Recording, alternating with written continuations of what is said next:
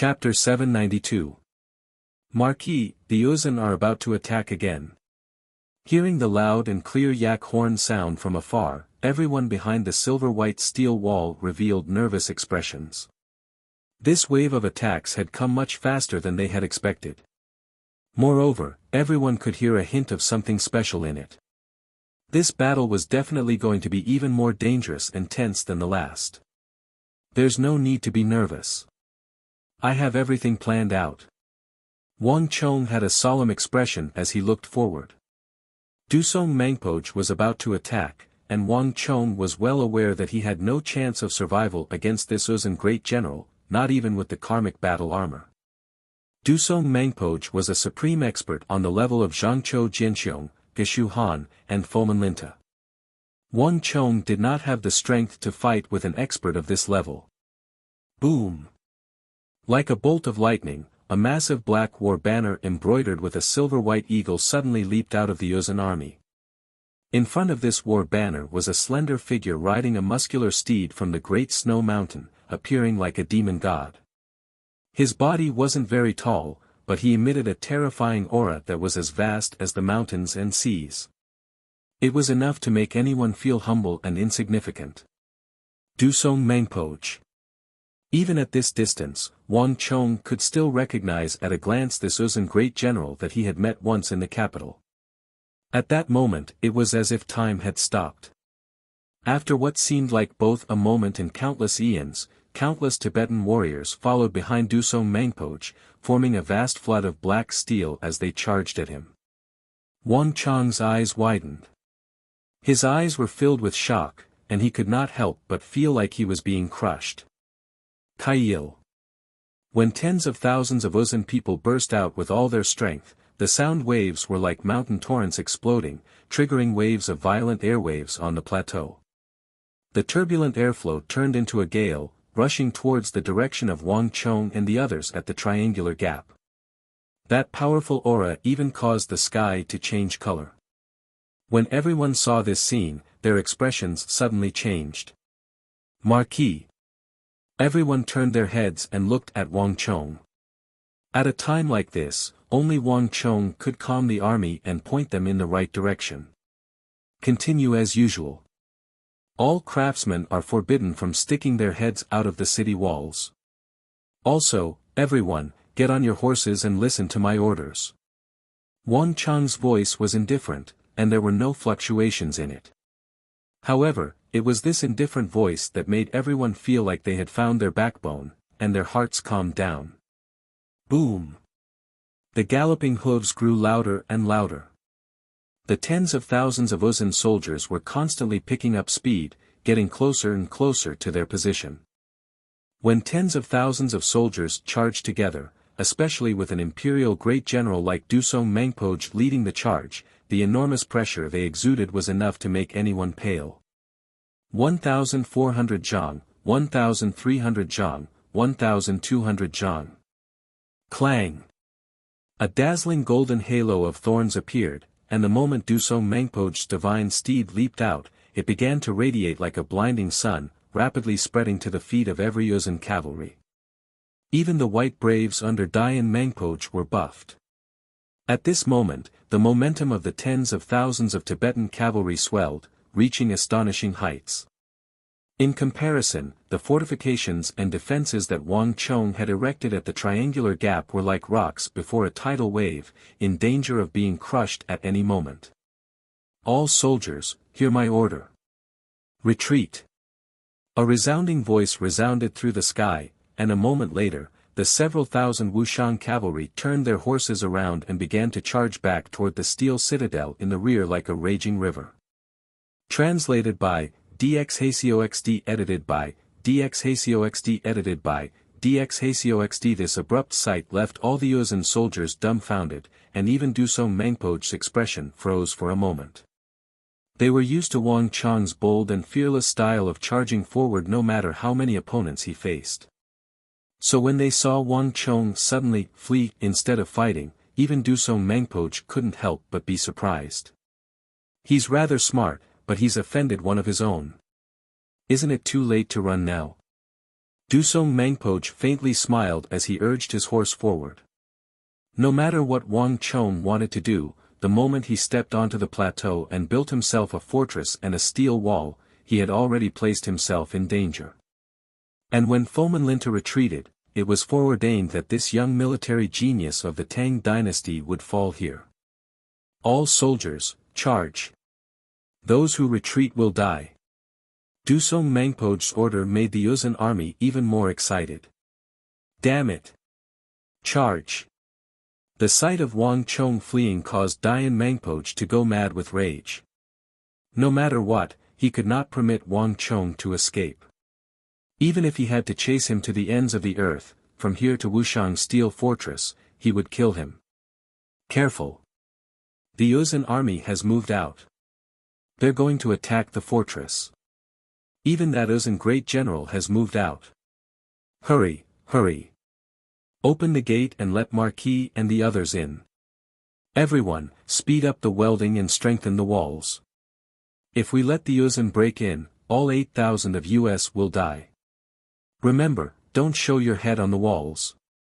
At this moment, no one was more nervous than the 8,000 craftsmen in the rear. The entire fortress was in a state of apprehension. If it weren't for the fact that all the foremen had fought with Wang Chong in the War of the Southwest and were able to maintain their composure at a time like this, constantly reassuring the workers and emphasizing that Wang Chong could deal with everything, they would have already abandoned the wall and fled. Rumble. The massive gate opened. 32 craftsmen were now scrambling to help open the gate, which originally needed only 8 people to operate. Whoosh! A gust of wind blew as one of the Wushang horsemen charged through the gate, and then the rest of the Wushang horsemen charged in like a surging river. Hurry! Close the gate! A thunderous roar reverberated in the sky above the entire city. The countless craftsmen began to move, and the massive gate began to close with the grinding of gears. When the last Wushang horseman charged into the fortress, the gate was completely shut. Don't let them escape. Kill them all. Kill all the Tang people. Now is the time for revenge. The roars of the Yuzhan soldiers shook the heavens. After several battles, the Yuzhan soldiers had cast a deep shadow over the Tang people, who they had once looked down on. But when Wang Chong led the Wushang cavalry in fleeing, this gloom and fear was swept away. There was no doubt that no matter how powerful the Wushang cavalry were, they could not be stronger than Lord Dusong Mangpoch. As long as the great general was present, the Tang people were not even worth mentioning.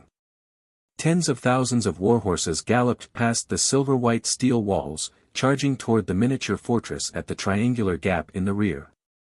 This time, the tens of thousands of Yuzhan soldiers encountered no resistance, nor was there a torrent of attacks from the beehives.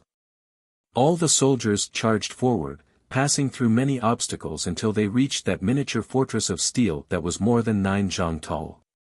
Prepare the grappling hooks. A loud shout rang out from within the army.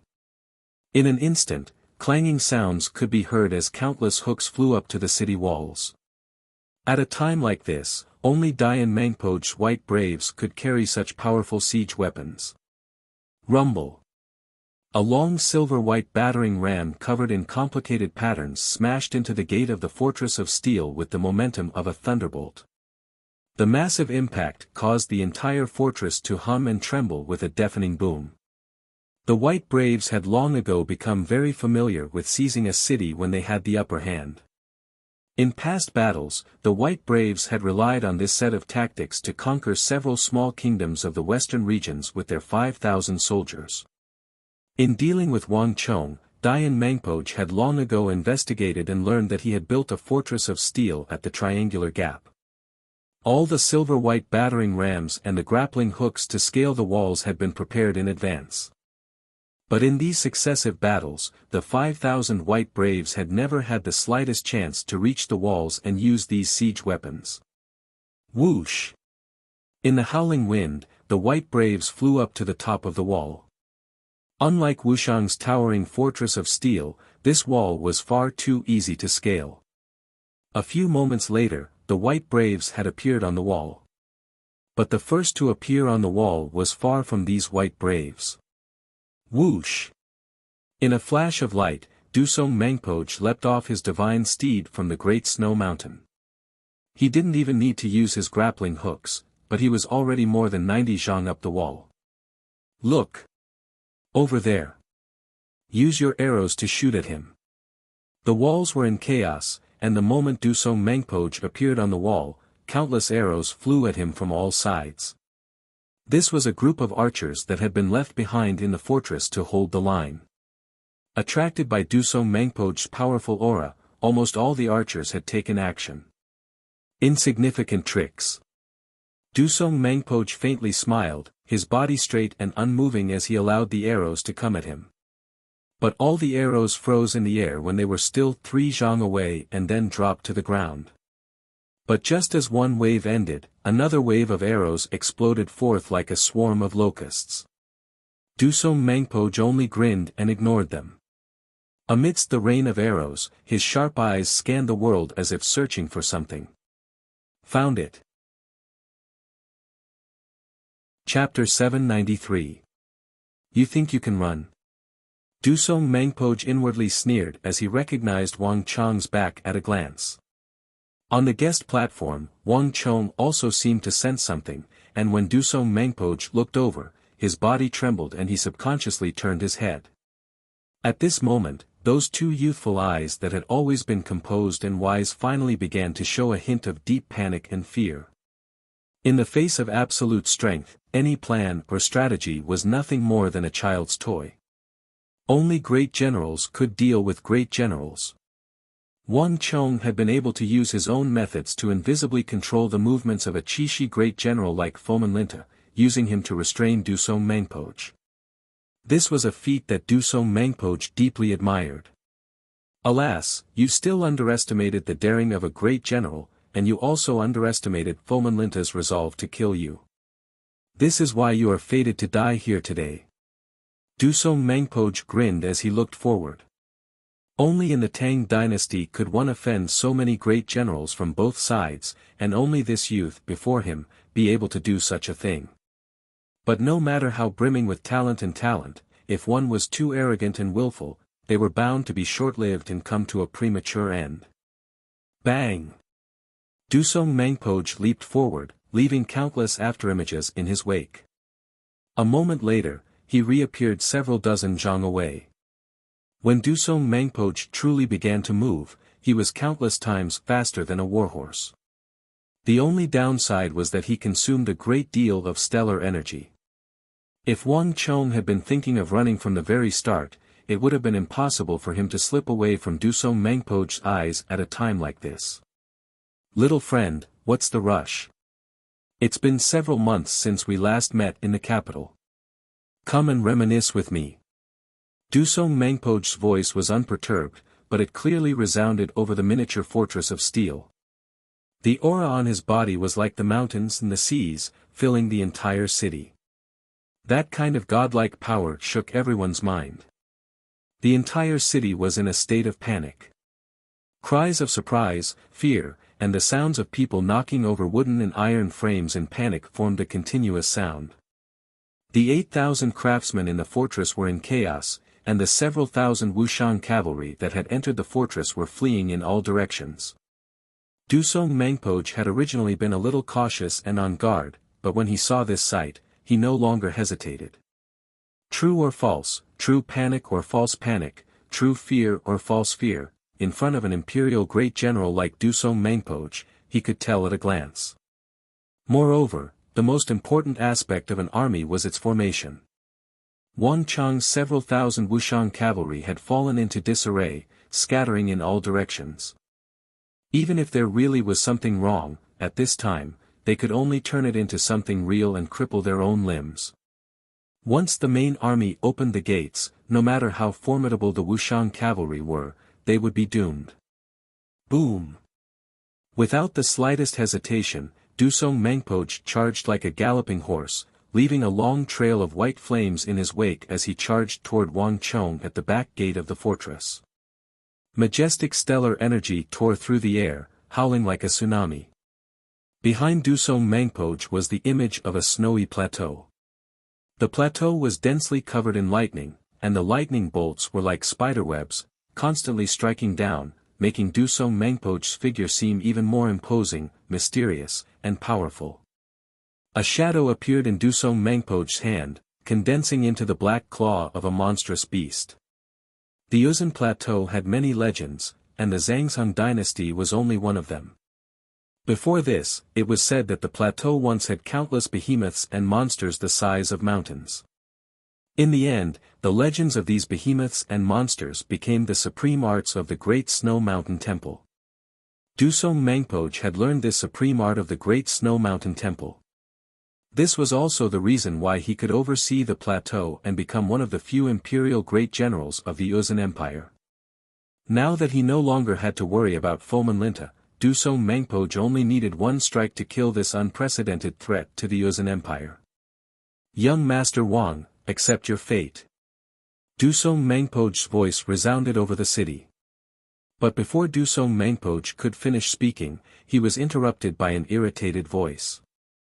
That brat's life is mine. A thunderous voice resounded over the city.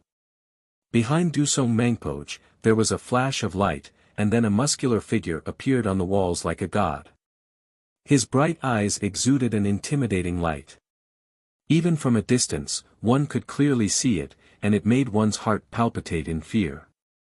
Dayan Mangpoj was a brigadier general, a level lower than Dusong Mangpoj. However, in terms of killing intent toward Wang Chong, Dusong Mangpoj could not compare. Boom!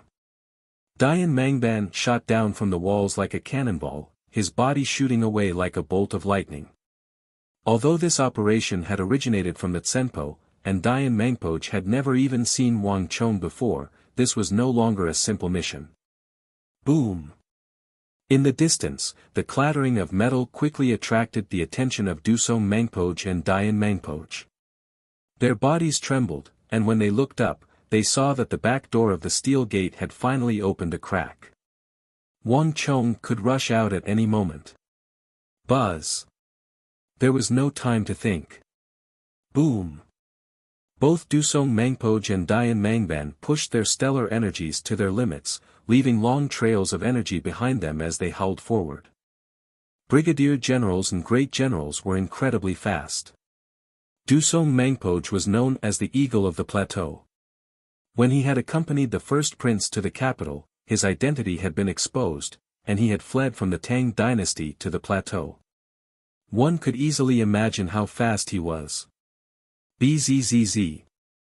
Dusong Mangpoj's dantian exploded, leaving a long trail of energy in its wake. In an instant, he had crossed 200 zhang, and with another flash, he had crossed another 200 zhang. In the blink of an eye, he was less than 50 zhang from Wang Chong. When an imperial great general used all their strength to pursue a single person, their speed was terrifying. At this moment, Dusong Mangpoj was as fast as a shooting star, so fast that the naked eye couldn't keep up. Whether it was the heaven and earth creation art practitioner Wang Chong, the brigadier general Dayan Mangpoj, or the future invincible great general Li Sai, all of them would pale in comparison to Dusong Mangpoj's speed. Buzz! When he was less than 30 zhang from Wang Chong, Dusong Mangpoj's eyes widened as a strange feeling surged into his mind. In a flash, Dusong Mangpoj's eyes scanned the area and quickly locked onto two elderly figures at the city gate. It was hard to tell if these two were the craftsmen or foremen of the city. One was dressed in a black robe, had black hair, and had a stern expression. The other was dressed in coarse linen clothes, had a head of white hair, and had an inflexible expression. Both of them appeared to be quite old, their faces covered in wrinkles. They were at least 60, and the white-haired man had turbid eyes, indicating that he was at least 80 or 90 years old. While the city's craftsmen were panicking and fleeing in panic, even Wang Chong was fleeing. Only these two people stood at the back gate of the City of Steel, one on the left and one on the right. Their eyes were calm, and not only were they not fleeing, they were calmly looking at Dusong Mangpoj as if they were waiting for him to pass. This was a stark contrast to the surrounding crowd. This is, Dusong Mangpo's pupils constricted as a hint of suspicion crept into his mind. But Dusong Mangpo quickly cast this thought to the back of his mind. No matter how suspicious these two elders were, they were of little importance to an expert of the imperial great general level like him. At most, if they dared to try and stop him, he would just casually strangle them to death. Boom! Behind him, the white braves had finally scaled the walls of the city of steel and opened the gate. As the heavy gate opened, thousands of Uzun cavalry surged in. At this point in the battle, Uzun had finally obtained victory. Dusong Mangpo heard the roars of the thousands behind him and no longer hesitated. His dantian exploded with stellar energy as he charged toward the open back gate of the city of steel. He could already see Wang Chang's back. He wasn't far away. Once he killed the young marquis of the Tang dynasty, he would be able to complete the Tsenpo's mission and wash away Uzun's humiliation. What an arrogant Uzun!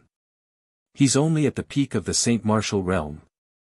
Who knows how many experts of this level I killed back then? Does this 40-some-years-old junior really think that no one can stop him?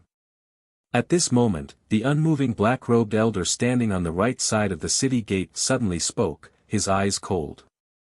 Even someone of Dusong Mangpo's cultivation couldn't help but feel a deep chill in his heart. You're right, you're right. Brother Zhang, do not take offense. Uzun is far from the Central Plains and does not know that Brother Zhang once dominated the world of sections. It is normal for people to pale at the mere mention of your name. This time, the young marquis intends to campaign against Uzun and resolve the worries of the Tang dynasty. Although I am old, it is rare for me to be able to help the Tang dynasty and the people of the Central Plains, so I am willing to die 10,000 deaths. This time, let us work together to resolve this problem for him. At this moment, the white-haired elder on the left who appeared to be in his 80s or 90s also spoke. The moment the two spoke, an indescribably strange and eerie feeling emerged in Dusong Mangpo's mind. As a supreme existence at the peak of the Saint Martial realm, Dusong Mangpo could travel a great distance in the blink of an eye. In normal circumstances, these people wouldn't even be able to spit out a single word, let alone complete a sentence. But not only had these two people completed a sentence in front of him, it had been the person on the left who had finished speaking and the person on the right who had spoken. This was the first time in Dusong Mangpo's life that he had ever encountered such a bizarre situation. Dusong Mangpo felt like he had seen a ghost. But what left Dusong Mangpo even more shocked was, boom. Chapter 794. Dusong Mangpo had never encountered such a thing in his life. There was basically no imperial great general in the world that he did not recognize, but this black-robed elder was not one of them. But the energy he exuded was brutal and cruel, brimming with endless aggression. For a moment, Dusong Mangpo felt like he was not looking at a single person, but thousands of swords and sabers. But at the center of these swords and sabers, there was nothing but pitch-black darkness, a massive black hole. Bang! Before Dusong Mangpo could react, another powerful energy erupted from the side like a tsunami. In Dusong Mangpo's eyes, that old-fashioned, white-haired, tottering elder who seemed unable to even stand suddenly exploded with a tsunami of energy. True martial realm, profound martial realm, imperial martial realm, Saint Martial realm, the elder's energy instantly broke into the peak of the Saint Martial realm. Dusong Mangpo, I spared your life last time, so why haven't you learned your lesson? Chief Wuxiang raised his head and spoke in a thunderous voice. It's you. Dusong Mangpo's body trembled as if he had been struck by a lightning bolt. Countless scenes flitted through his mind. Looking at that old face, he finally recognized it. More than half a year ago, when he had brought the first prince to infiltrate the capital of the Tang dynasty, Wang Chong had exposed his identity and forced him to flee in panic. He had the first prince return to the Uzun plateau while he led his pursuers away. At the time, he had mistakenly entered a valley and almost died there. Dusong Mangpo had never imagined that the mysterious elder who had defeated him in that valley would appear here. It was so massive that even Dusong Mangpoj, an imperial great general of Yusang, appeared dumbfounded. Not good. At this moment, Dusong Mangpoj's entire body began to tremble, an immense fear gripping his body. He suddenly understood why Wang Chong was so calm and dared to set foot on the plateau with only 5,000 men to challenge the entire Ozan army in the north. Dusong Mangpoj had always believed that Wang Chong was relying on another great general of the Tang dynasty, Fomenlinta, but only now did Dusong Mangpoj realize that he had been wrong. From the moment he stepped onto the plateau to the two great victories that followed, to the third battle where he fled without a fight, everything was under Wang Chong's control. He was not relying on Fomenlinta, but on these two terrifying elders. Everything, including Wang Chong's deliberate opening of the City of Steel's back door, had been to lure him out. In this battle, Wang Chong's target was not Dian Mangpoj, but himself, an imperial great general. From the beginning to the end, although he did not participate in the battle, Wang Chong's eyes never left him. To think that the Tang dynasty would have such a formidable individual. With him here, our Ozan will never be able to do much in Qixi. Dusong Mangpoj's entire body trembled, a deep chill surging through his heart. Although he had long ago heard of Wang Chong's name and heard from Daluan Ruozan and Huishu Wuzong about his great battle in the southwest, Dusong Mangpoj had always thought little of it. The difference in cultivation level between him and Wang Chong was far too great. But only now did Dusong Mangpoj realize just how terrifying this youth of the Tang dynasty was. His terror did not lie in his martial prowess, but in his intelligence, his ability to always be in control. Let's go. As this thought flashed through his mind, Dusong Mangpoj immediately began to flee. If there was only one opponent, Dusong Mangpoj would have definitely fought to the death, but two great generals were not people he could deal with. No great general could fight against two great generals of the same level at the same time. This was a trap. Ha ha ha, Dusong Mangpoj, don't you think it's a little too late to run now? A loud laugh came from outside the open gate. At some point, the fleeing Wang Chong had suddenly stopped and turned to Dusong Mangpoj. Boom! As if in response to Wang Chong's voice, the heavens and earth swayed and time came to a standstill as a heaven-shaking boom exploded through the air. As countless people looked on in fear, a dazzling light countless times brighter than the sun erupted from the back gate of this miniature fortress of steel. The area around the triangular gap was deathly still, the massive explosion drowning out all other sounds. The screams, the shouts, the sounds of collisions, and the neighing of horses were all drowned out. The huge light and heat, as well as the incomparably violent strength qi, radiated outwards, pressing down on the city wall, causing the entire city wall near the back door to emit squeaking sounds. In order to increase the toughness of these walls, Wang Chong had carved hundreds of toughening and defensive inscriptions into them. But in front of these three great generals, these powerful inscriptions were like papier-mâché, shattering and twisting the steel walls into a dough twist. Ah! Ah! A heaven-shaking scream shattered the silence as Dusong Mangpoj was sent flying like a ragdoll. Retreat! A panicked roar resounded through the world. Dusong Mangpoj had barely touched the ground when he immediately began to flee. Dusong Mangpoj had never felt such fear and unease in his entire life. The intense sense of danger was like a shadow following him, so fierce that it could not be any more intense. Whether it was in terms of strength, energy, fighting techniques, or the use of stellar energy, these two had far surpassed Dusong Mangpoj's expectations. If he had not personally fought with them, he would have found it difficult to imagine their sharpness and terror. Every bit of stellar energy they possessed was unleashed to the fullest, to the limit. This was especially true of the black-haired elder. In his hands, he could use one bit of stellar energy to the effect of three.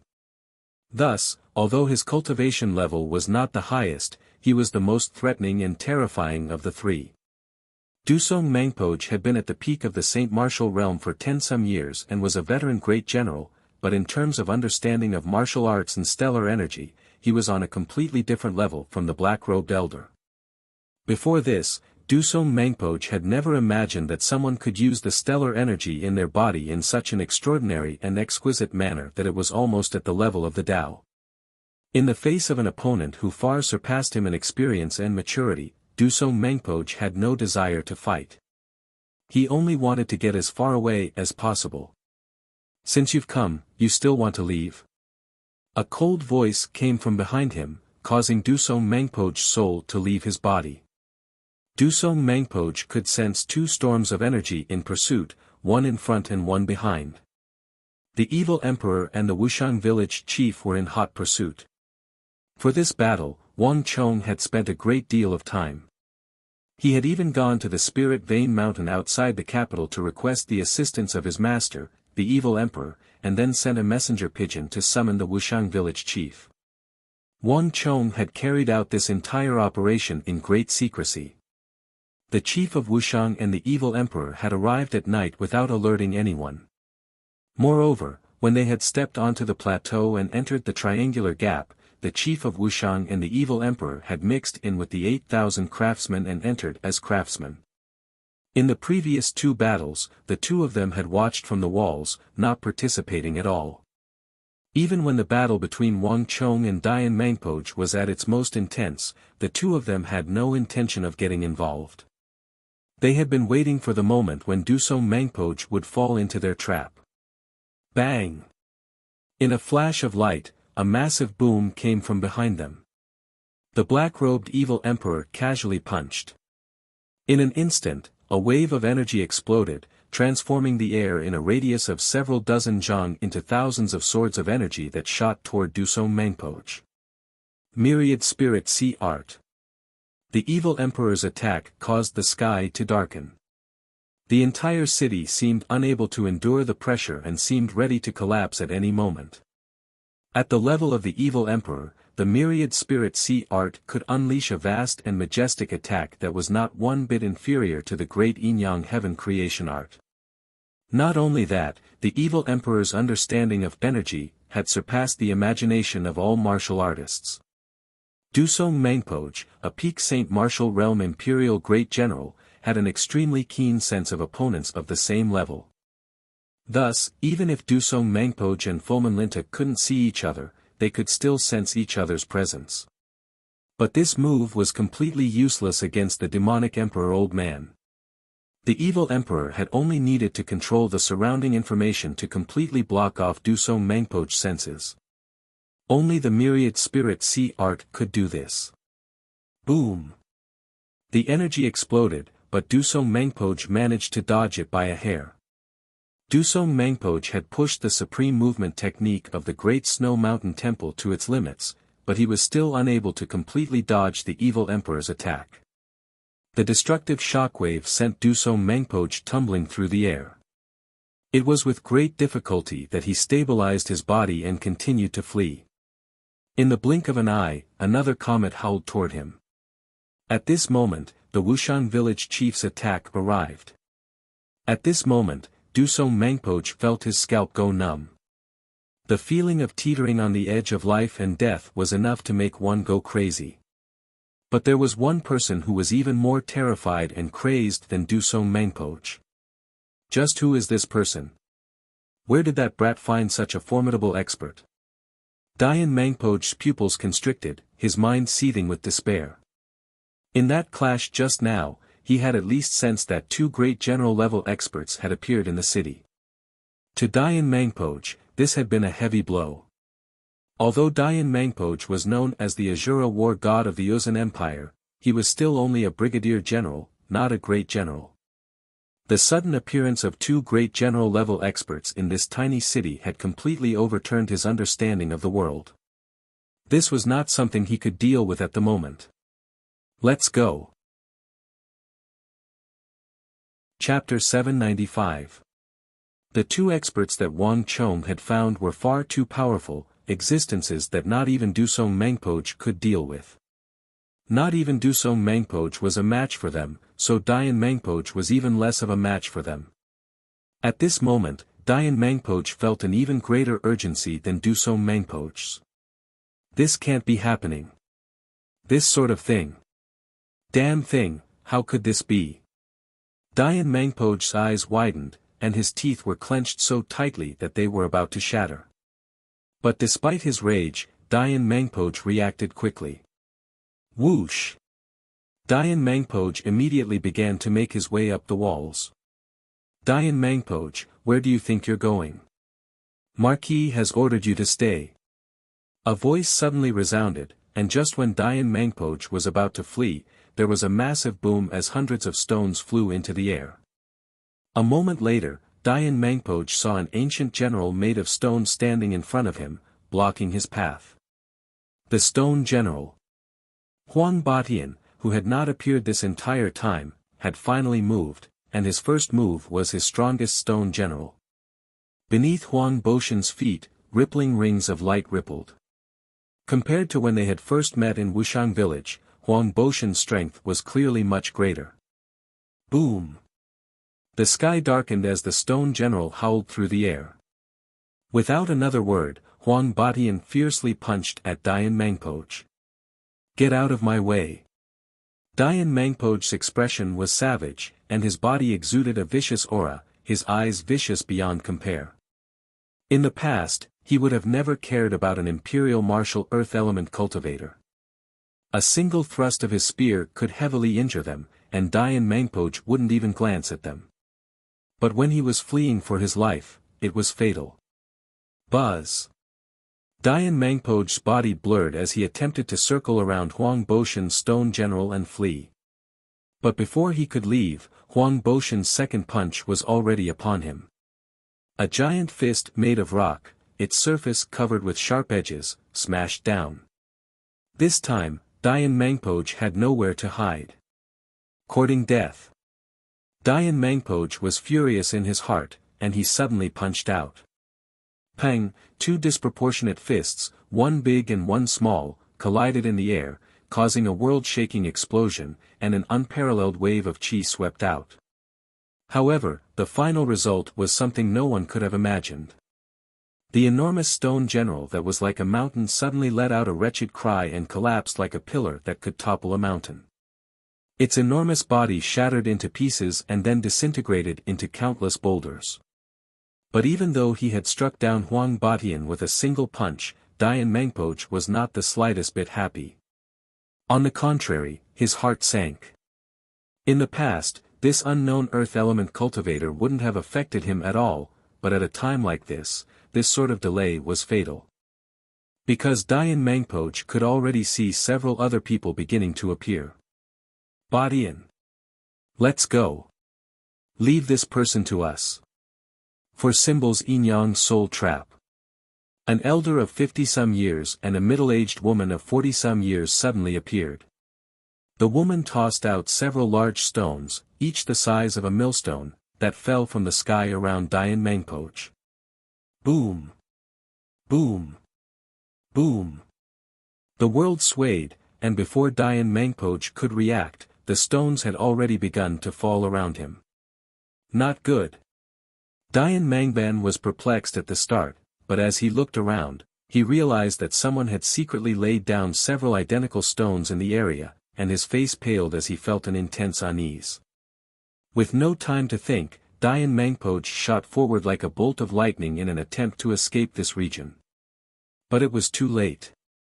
Whether it was Huang Batian, Elder Du, or Elder Fong, they had all been lying in wait for this moment for far too long. Even Wang Chang's escape route and the opening of the City of Steel's back door had been specially arranged. It was impossible for Dian Mangpo to escape now. Buzz! In a flash of light, the scenery around Dian Mangban began to change. Dian Mangban had barely taken a few steps when all he could see was chaos. The City of Steel and the surrounding scenery had vanished as if he had fallen into a different dimension. Even someone as powerful and daring as Dian Mangban, who had vanquished countless enemies, couldn't help but pale in fright, rage, and panic when encountering this MO. Open for me. Dian Mangban angrily bellowed, and as he charged forward, he immediately gathered all his stellar energy and unleashed it. When a brigadier general of the empire released all his stellar energy, the momentum would be astonishing. The roiling waves of chi transformed into a tide that swept in every direction. In the face of an attack of this level, even gold and iron would be shattered into pieces, let alone earth and stone. But the explosion of stellar energy and Dian Mangban's full-strength strike failed to produce any sort of reaction. All the stellar energy vanished without a trace, like a clay ox sinking into the sea. Not only that, as Dian Mangpoj charged forward, he encountered nothing, but he still couldn't get out. All he could see was a gray haze, making it impossible to tell up from down, let alone where he was. Ancient illusion formation. Dian Mangpoj's heart went cold. Back at the Great Snow Mountain Temple, he had heard that the Tang dynasty of the Central Plains had some secret legacies, such as maze formations and illusion formations. Using a few branches or stones, one could create illusions and blind the opponent's perception. But that was just a small trick. Once a brigadier general or great general reached the level of a brigadier general, their eyes would be sharp, and their willpower would be firm. It was impossible for them to be easily bewitched, so illusion formations and the like were useless. When Dian Mangpoj heard this, he simply laughed it off. But the one before him was clearly different. After Dian Mangpoj was trapped inside, he couldn't sense anything in the outside world, couldn't fly out of the boundary, and couldn't shatter his formation. This was no longer something that could be described as a traditional smokescreen or an illusion formation. In Dian Mangban's understanding, only those powerful ancient illusory formations that were said to have been lost to the Central Plains long ago could do this. Dian Mangpoj had not expected to encounter something like this in the City of Steel at the Triangular Gap. It wasn't that there was no way to break this ancient illusion formation, but it was extremely time-consuming, and at a time like this, it could be fatal. At this moment, Dian Mangpoj's heart went cold. Dian. Behind him, Dusong Mangpoj saw an elder of around 50 and a middle-aged woman of around 40 appear, and then Dian Mangpoj instantly vanished. Dusong Mangpoj's heart chilled, and his entire face paled. Buzz! Dusong Mangpoj suddenly turned around and charged at Dian Mangpoj, but before he could even take a few steps, the world rumbled and a wave of energy slashed at him like hundreds of swords, each several dozen zhang long. Still in the mood to save him? None of you will be able to escape today. An icy voice that made one's scalp numb came from behind him, so close that it seemed like it was right next to one's ear. Dusong Mangpoj's entire body trembled like a bucket of ice water had been poured over his head. His entire body went cold, and even his breathing seemed to stop. The black-robed elder. The image of that stern and ridiculously powerful black-robed elder appeared in Dusong Mangpoj's mind. If he had known that there was such a terrifying existence in the city, he would have led his army and fled without even attacking the city. Dian, it's not that I don't want to help you, but I can't even protect myself right now. This is all I can do to help you. Dusong Mangpoj gathered his stellar energy and shifted, barely dodging the second wave of attacks from the evil emperor. At the same time, he took out a scimitar from his waist and immediately threw it at the place where Dian Mangpoj was trapped. Space shrieked as if being torn apart. The moment Dusong Mangpoj's saber was thrown, it transformed into a comet, shrouded in destructive energy as it howled through the air. An imperial great general was so powerful that Dusong Mangpoj's attack could even shatter a mountain. Even if it couldn't save Dian Mangpoj, it could still shake the formation and create a crack that would allow Dian Mangpoj to escape. Bang! But the scimitar had only flown a few dozen feet when a small black silhouette struck Dusong Mangpoj's scimitar, the immense force of the collision sending the scimitar flying far away. Dusong Mangpoj's heart sank. At that moment, he could clearly see that the black shadow that had sent his scimitar flying was an ordinary wooden hairpin. The Wuxian village chief had finally taken action. Dian, take care of yourself. I've already done all I could. A hint of struggle flickered through Dusong Mangpoj's eyes, but he quickly flew past the four symbols Yin-Yang soul trap and into the distance. Even though he only needed to stop an attack with all his strength to save Dian Mangpoj, Dusong Mangpoj did not even dare to think about such a thing. If he hesitated for even a second, given the strength of those two terrifying existences behind him, not just Dian Mangban, but even he would be dead. Of two evils, he had to choose the lesser. It went without saying what he should choose. Buzz. As Dusong Mangpoj flew over the wall, Dian Mangpoj welcomed his most important guest in the four symbols Yin-Yang soul trap. Buzz. There was a flash of light, and with the crisp sound of footsteps, several figures appeared in the four symbols Yin-Yang soul trap. Dian Mangpoj, we meet again. Wang Chong smiled, his expression relaxed as he slowly appeared in Dian Mangpoj's line of sight. It's you. Chapter 796. But very quickly, Dian Mangpoj sneered. Good.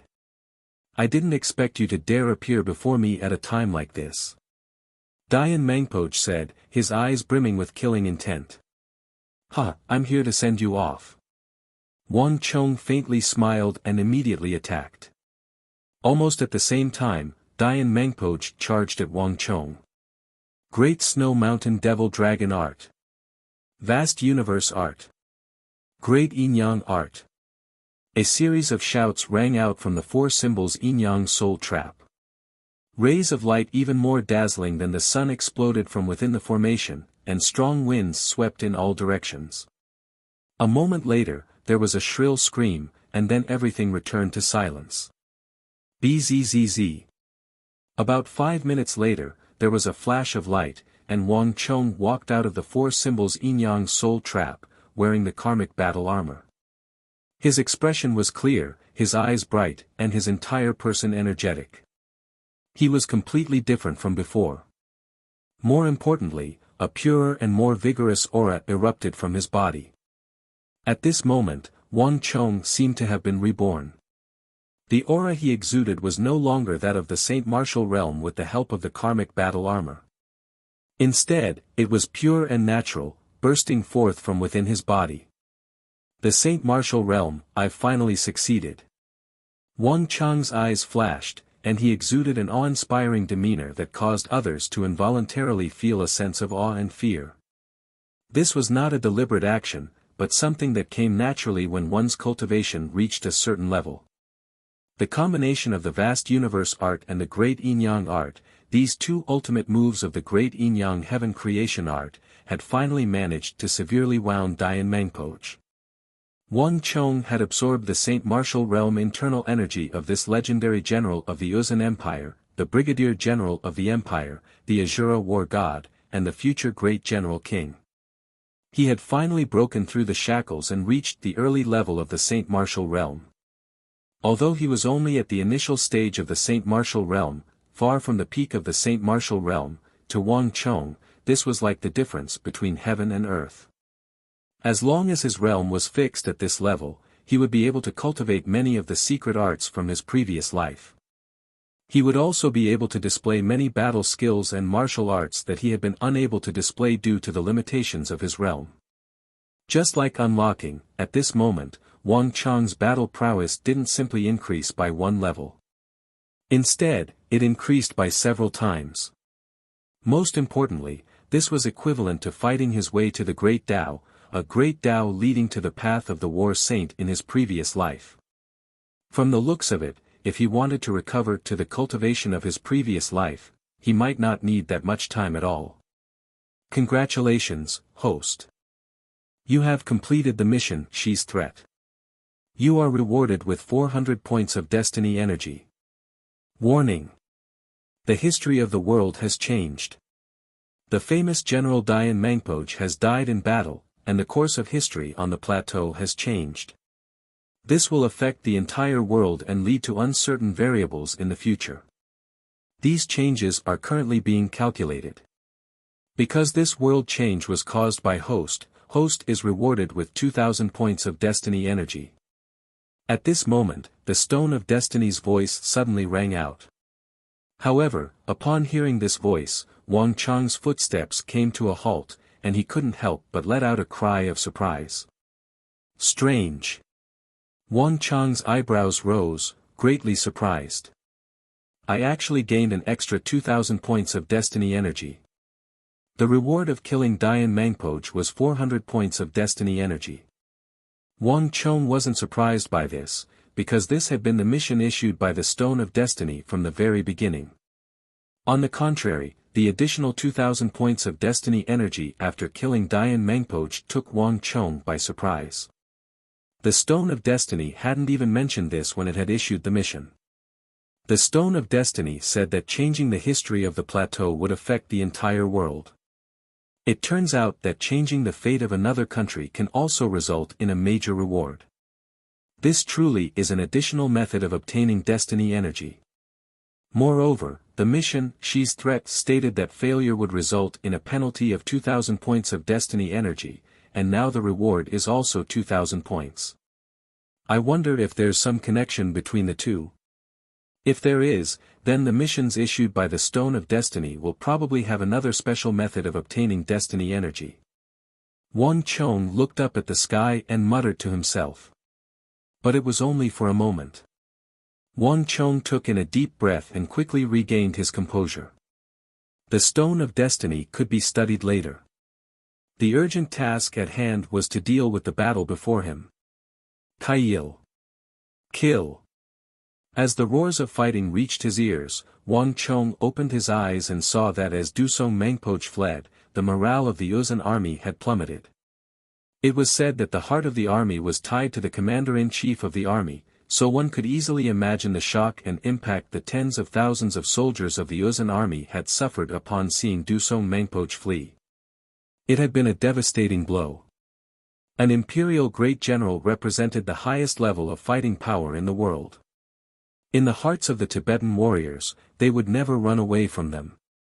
When Dusong Mangpoj was pursued by the evil emperor and the chief of Wuxia, two supreme experts of the profound martial realm, the deepest and most deeply rooted belief in the hearts of the Yuzhan army crumbled. The collapse of the tens of thousands of soldiers of the Yuzhan army had been spontaneous and comprehensive. In the blink of an eye, a full-scale assault had been transformed into a mass escape. The unique geography of the triangular gap also displayed its power.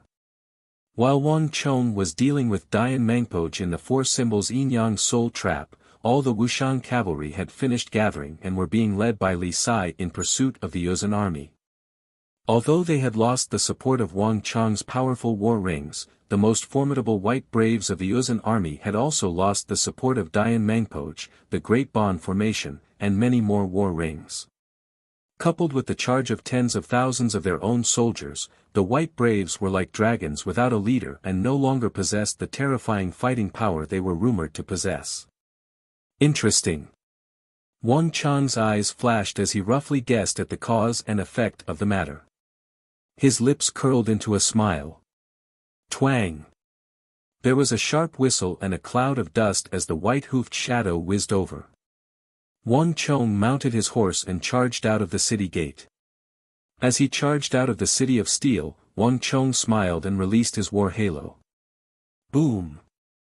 Boom! Boom!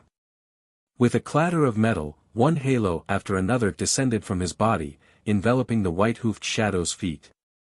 Then, like a hurricane, the halo expanded without end, rapidly spreading out from the city to the entire army. Boom!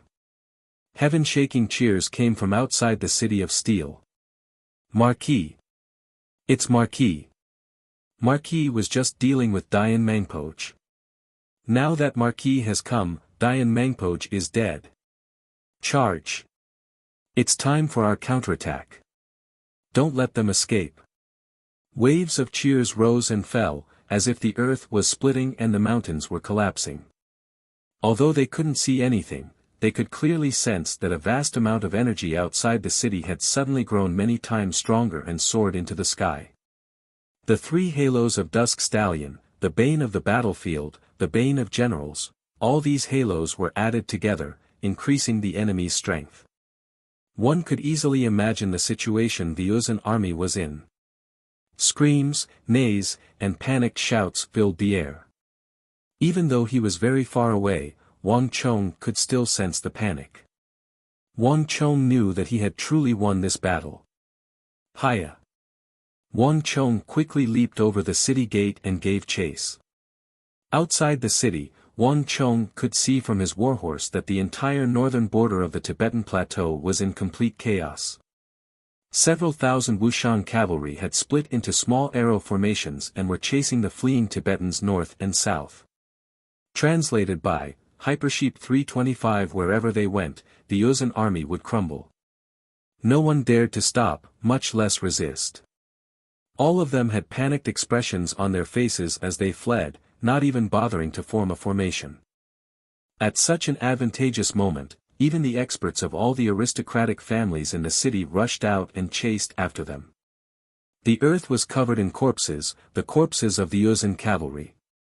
Broken weapons and halberds littered the ground. Even the long and massive banner of Dusong Mengpoch, painted with a white eagle, had been snapped in two and was thrust into the plateau, its broken pieces fluttering in the wind. Clang! As Wang Chong was looking around, he suddenly heard a metallic clatter from beneath him. Before Wang Chong could react, the milky white halo representing the bane of the battlefield suddenly exploded with light. The halo rapidly expanded, and then, like a washing wave, it began to spread in every direction. Congratulations to user. The bane of the battlefield halo has broken through to the fourth layer. A familiar voice resounded in his mind.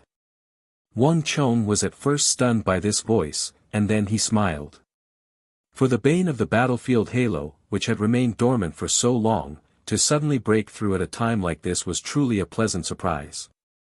After all, the bane of the battlefield halo had already reached the third layer, and the further one advanced, the harsher the conditions would be. To be able to break through to the fourth layer at a time like this was truly an unexpected harvest. Hiya! As these thoughts flew through his mind, Wang Chong urged his horse forward. There, he could see two figures, one black and one white, galloping toward him. Master! Village chief! Wang Chong called out, his eyebrows raised, his face brimming with joy as he rode forward to meet them.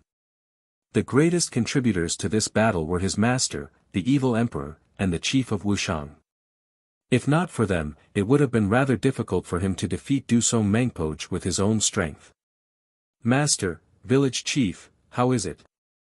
Did you catch Dusong Mengpoch?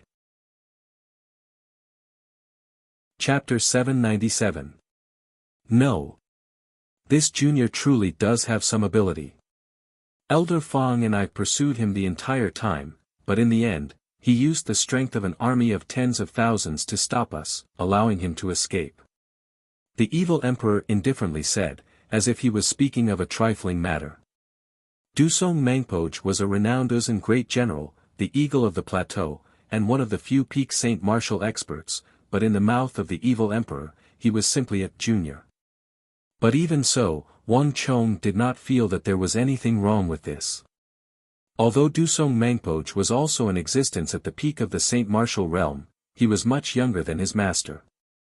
Moreover, he had not reached the peak of the Saint Martial realm as early as his master, so it was not excessive to call him a junior. Moreover, his master, the evil emperor, had once been the #1 expert of the evil path in the Central Plains. He had killed countless formidable foes, and the number of Saint Martial experts he had killed was not small. His mere mention of him was enough to make all the sect masters and supreme experts of the world pale in fear. In the entire world, there were only a few people who had the right to stand on equal footing with him. Even in the apocalyptic era, when Wang Chong became the Grand Marshal of the world and the strongest war saint in the history of the Central Plains, the name of the evil emperor was like a blazing sun hanging high in the sky, a legendary existence. If even he was like this, then Dusong Mengpoch had even less of the right to be arrogant. I also only just learned that he is an imperial great general of the Yuzhan. If I had known that he would lead an army to invade the Tang dynasty, I would have never allowed him to leave. The white-haired Wuxian village chief sighed and said, the Wuxian village chief has a head of white hair. Wang Chong's eyebrows rose, and he finally couldn't help but ask. "Village chief, what's going on here?" When he was at the back gate of the triangular gap, he had noticed some clues. As a great general of the Yuzhen Empire, Dusong Mengpoj seemed to be acquainted with the chief of Wuxiang. This was simply unbelievable. The chief of Wuxiang didn't hide anything and told him about the past. So, in order to escape, Dusong Mengpoj mistakenly entered Wuxiang village, and because of Huang Batian, the village chief released him? Wang Chong asked with a frown. "Sigh, that's right." Chief of Wuxiang sighed and nodded. Looking at Chief of Wuxiang's remorseful and guilty expression, Wang Chong also remained silent. Huang Batian was the outermost protector of Wuxiang village, and he was also a martial arts fanatic. Anyone who could defeat Huang Batian would have a favorable impression of him, and he would call them brother and treat them as one of his own. Wang Chong had known this a long time ago, and he also knew that Dusong Mengpoj had once released someone who had intruded into Wuxiang village. But Wang Chong had never imagined that the person he had released was Dusong Mengpoj. Every drink and every peck is predetermined. It wasn't easy for me to trick Dusong Mengpoj in the capital and expose his identity, but I didn't think that Huang Batian would allow him to escape this calamity. Wang Chong could only bitterly smile. Huang Batian was a martial arts fanatic. This was his nature, and no one could change it. Dusong Mengpoj had used this to his advantage, and there was truly nothing he could do about it. "Village chief, there's no need to worry.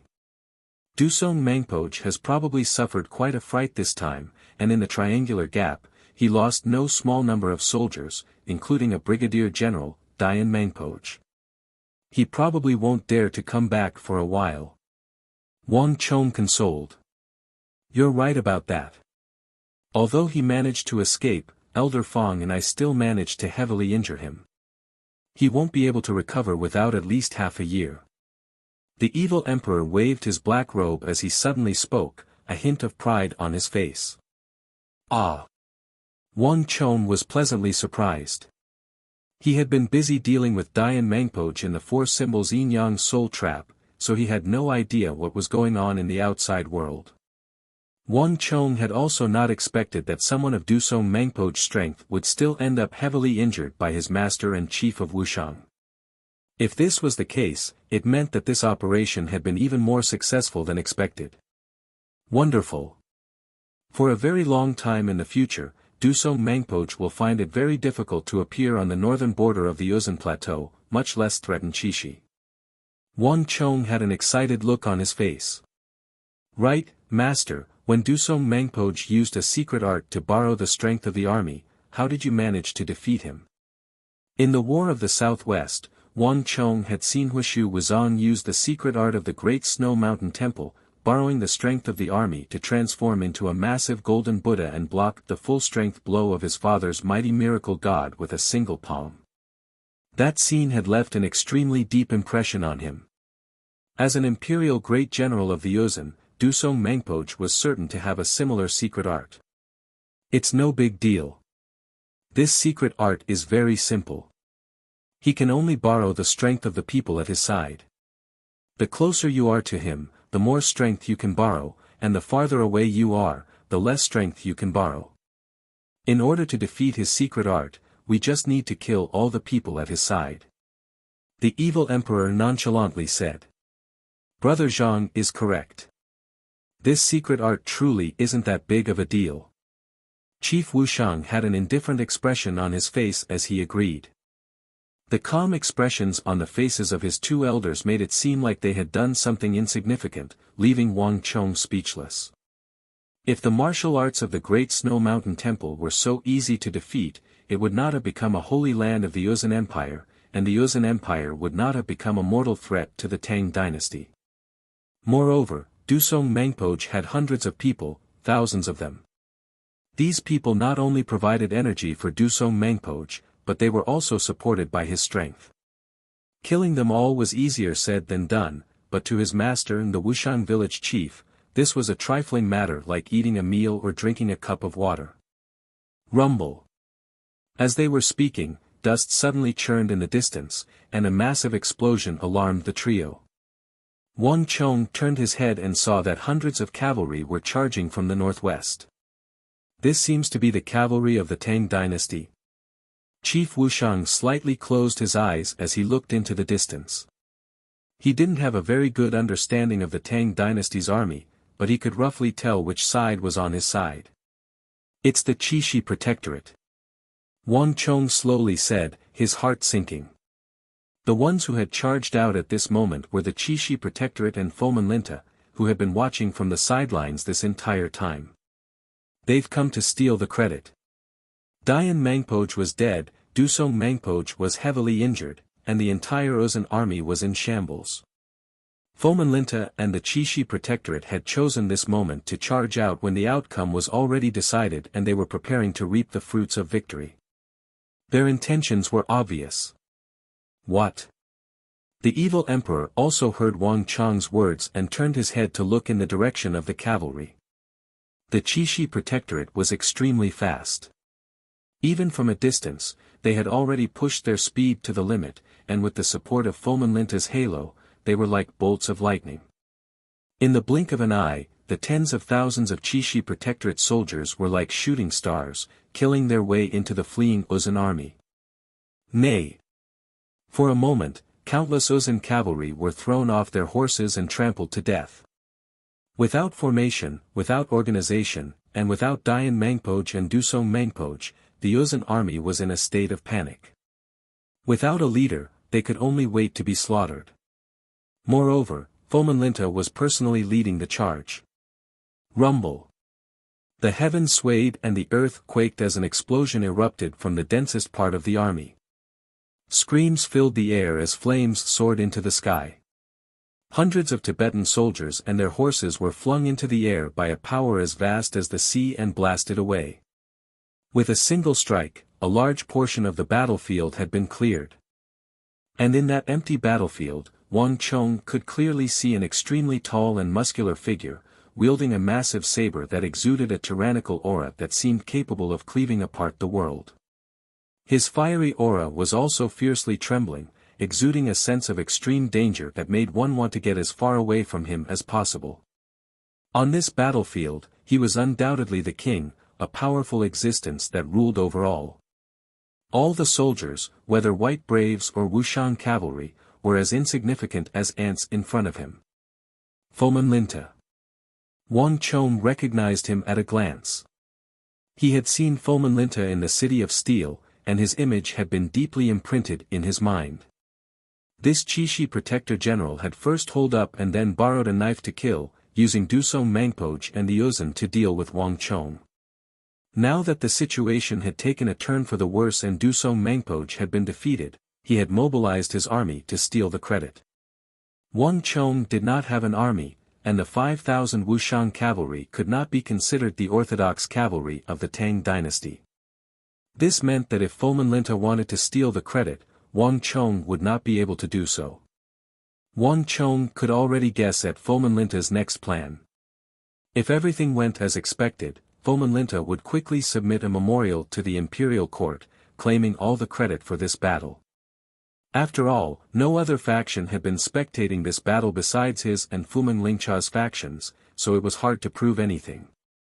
If they really did pursue the matter, Fuman Lingcha would be able to produce evidence that Wang Chong had truly participated in this battle. There was no way Wang Chong could argue against him. Bastard! In battle, you're more passive than anyone else, and when it comes to stealing credit, you're more proactive than anyone else. You even know how to use the enemy's strength to deal with your own. Do you really think that just because I'm young, have less experience, and have lower status than you that I can't do anything to you? Wang Chong stared at that stalwart figure, a hint of anger flashing through his eyes. Master, village chief, I'll go see him. Wang Chong suddenly mounted his horse and galloped off in Foman Linta's direction. Let's go take a look as well.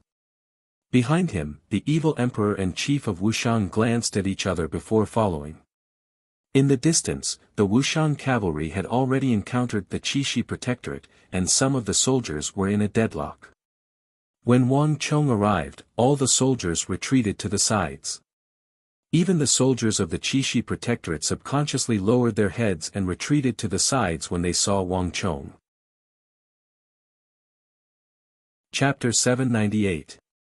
In this battle, the Qixi Protectorate had acted very inappropriately.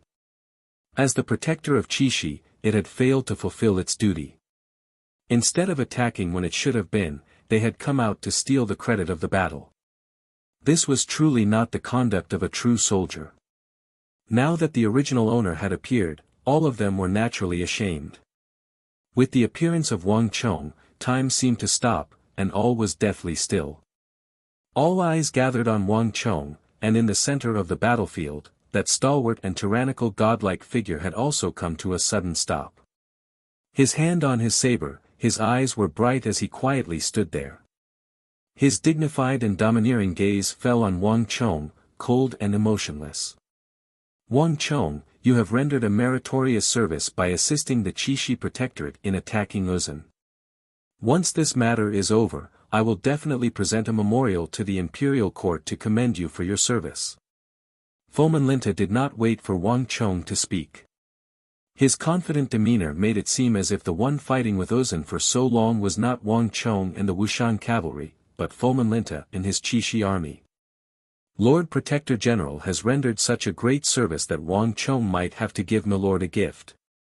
A few days ago, the western regions delivered a divine turtle. Wang Chong can give it to Milord. Wang Chong looked down from atop his white-hoofed shadow, his eyes brimming with derision. Impudent. Wang Chong's words were met with a chorus of angry rebukes. Tortoises could stretch and shrink, and Wang Chong was clearly mocking Fuming Lingcha and the Qixi Protectorate army for retreating at the crucial moment so that they could take the credit when the battle was over. Foman Linta didn't say anything, but his eyes were blazing with anger. Wang Chong's status was far inferior to his, but at this time, he dared to mock and ridicule him. It was simply impudent. Wang Chong, Foman Linta's expression turned cold. Just as he was about to speak, his gaze suddenly swept past the two figures behind Wang Chong who were slowly walking over. His pupils shrank as if he had been pricked by a needle. All his anger instantly dissipated, and an indescribable sense of threat spread from the soles of his feet to his entire body. For no reason at all, Foman Linta's entire body tensed up, as if there was a prick on his back. It's them. Foman Linta immediately recognized them. When Dusong Mangpoj had entered the city of steel, he had sensed two powerful and terrifying auras erupt from the city. Even though he was very far away, Foman Linta had still been able to sense the dreadfulness and threat of these auras. It was precisely for this reason that Foman Linta had sensed that the situation had changed, which was why he had immediately mobilized the Qixi Protectorate to enter the battlefield at full speed. I didn't think that this brat would have such formidable figures at his side. Just how many more secrets does he have? Foman Linta stared at the two figures, one black and one white, with a deep apprehension in his eyes. Humph, there's always a higher mountain. This fellow Foman Linta only knows how to take advantage of any opening, bullying the weak and fearing the strong. It seems like there are times when I have to show off my strength. Wang Chong inwardly sneered. From his high vantage point on his horse, he could see through every change in Foman Linta's face. Inviting his master and the chief of Wushang had truly been a wise decision. Foman Linta was clearly wary of him. Wang Chong, what is the meaning of this? Do you really think that by bringing a few formidable people, you can act so impudently in front of me? Let me tell you, all of Qixi is under the control of me, Foman Linta. Wang Chong, do you dare to rebel in front of me? Foman Linta coldly said. 20 years ago, if a little foreigner dared to speak to me like this, I would have killed him with a single slash of my saber. The voice of the evil emperor came from behind him, his voice cold and unhurried as he walked over with the chief of Wushang. Even in front of an imperial great general like Foman Linta, he made no attempt to hide his disdain, exuding an extremely domineering aura. Given the evil emperor's status in the martial arts world, he had stirred up so many bloody storms, killed so many top-class experts, and made so many people pale at the mere mention of his name, a Saint Martial realm Fomenlinta truly wasn't much in his eyes. Impudent. Fomenlinta was enraged. No matter how patient he was, he couldn't accept these words. Disciple. Do you need me to kill him? As long as you nod, your martial Uncle Fong and I will kill him right now. That Dusong Mangpoj ran fast enough that we weren't able to kill him, but a foreigner like him is nothing to us. Killing him is as easy as snapping a finger. The evil emperor said. His gaze was as sharp as a sword, and it immediately fell on Fomenlinta's neck, the killing intent in his eyes obvious and undisguised. It was like Fomenlinta was not a great general that could intimidate the world, the Qixi Protector General, but a chicken or a duck in his eyes. On the side, the chief of Wuxiang didn't nod, but he also didn't shake his head. He had seen all the effort Wang Chong had put into dealing with Ozan, but Fomenlinta and the Qixi Protectorate hadn't appeared when they were needed, only coming out to take credit after the battle. This was truly shameful. Bastard. This is preposterous. Fomenlinta's face was red and his entire body was trembling.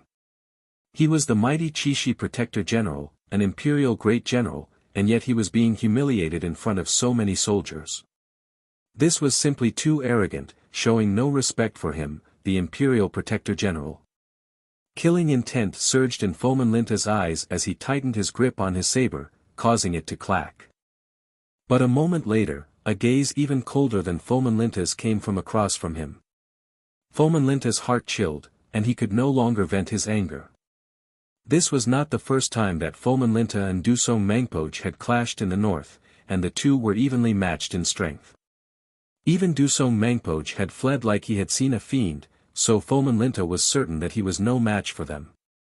Wang Chong, are you planning on attacking me? Fomenlinta suppressed his anger as he raised his head to look at Wang Chong said. Huh, Protector General, what are you saying? I was just joking with Protector General. If Protector General wants to take the credit, I have nothing to say. But I also have a few words for Protector General. There are some things that burn your hands.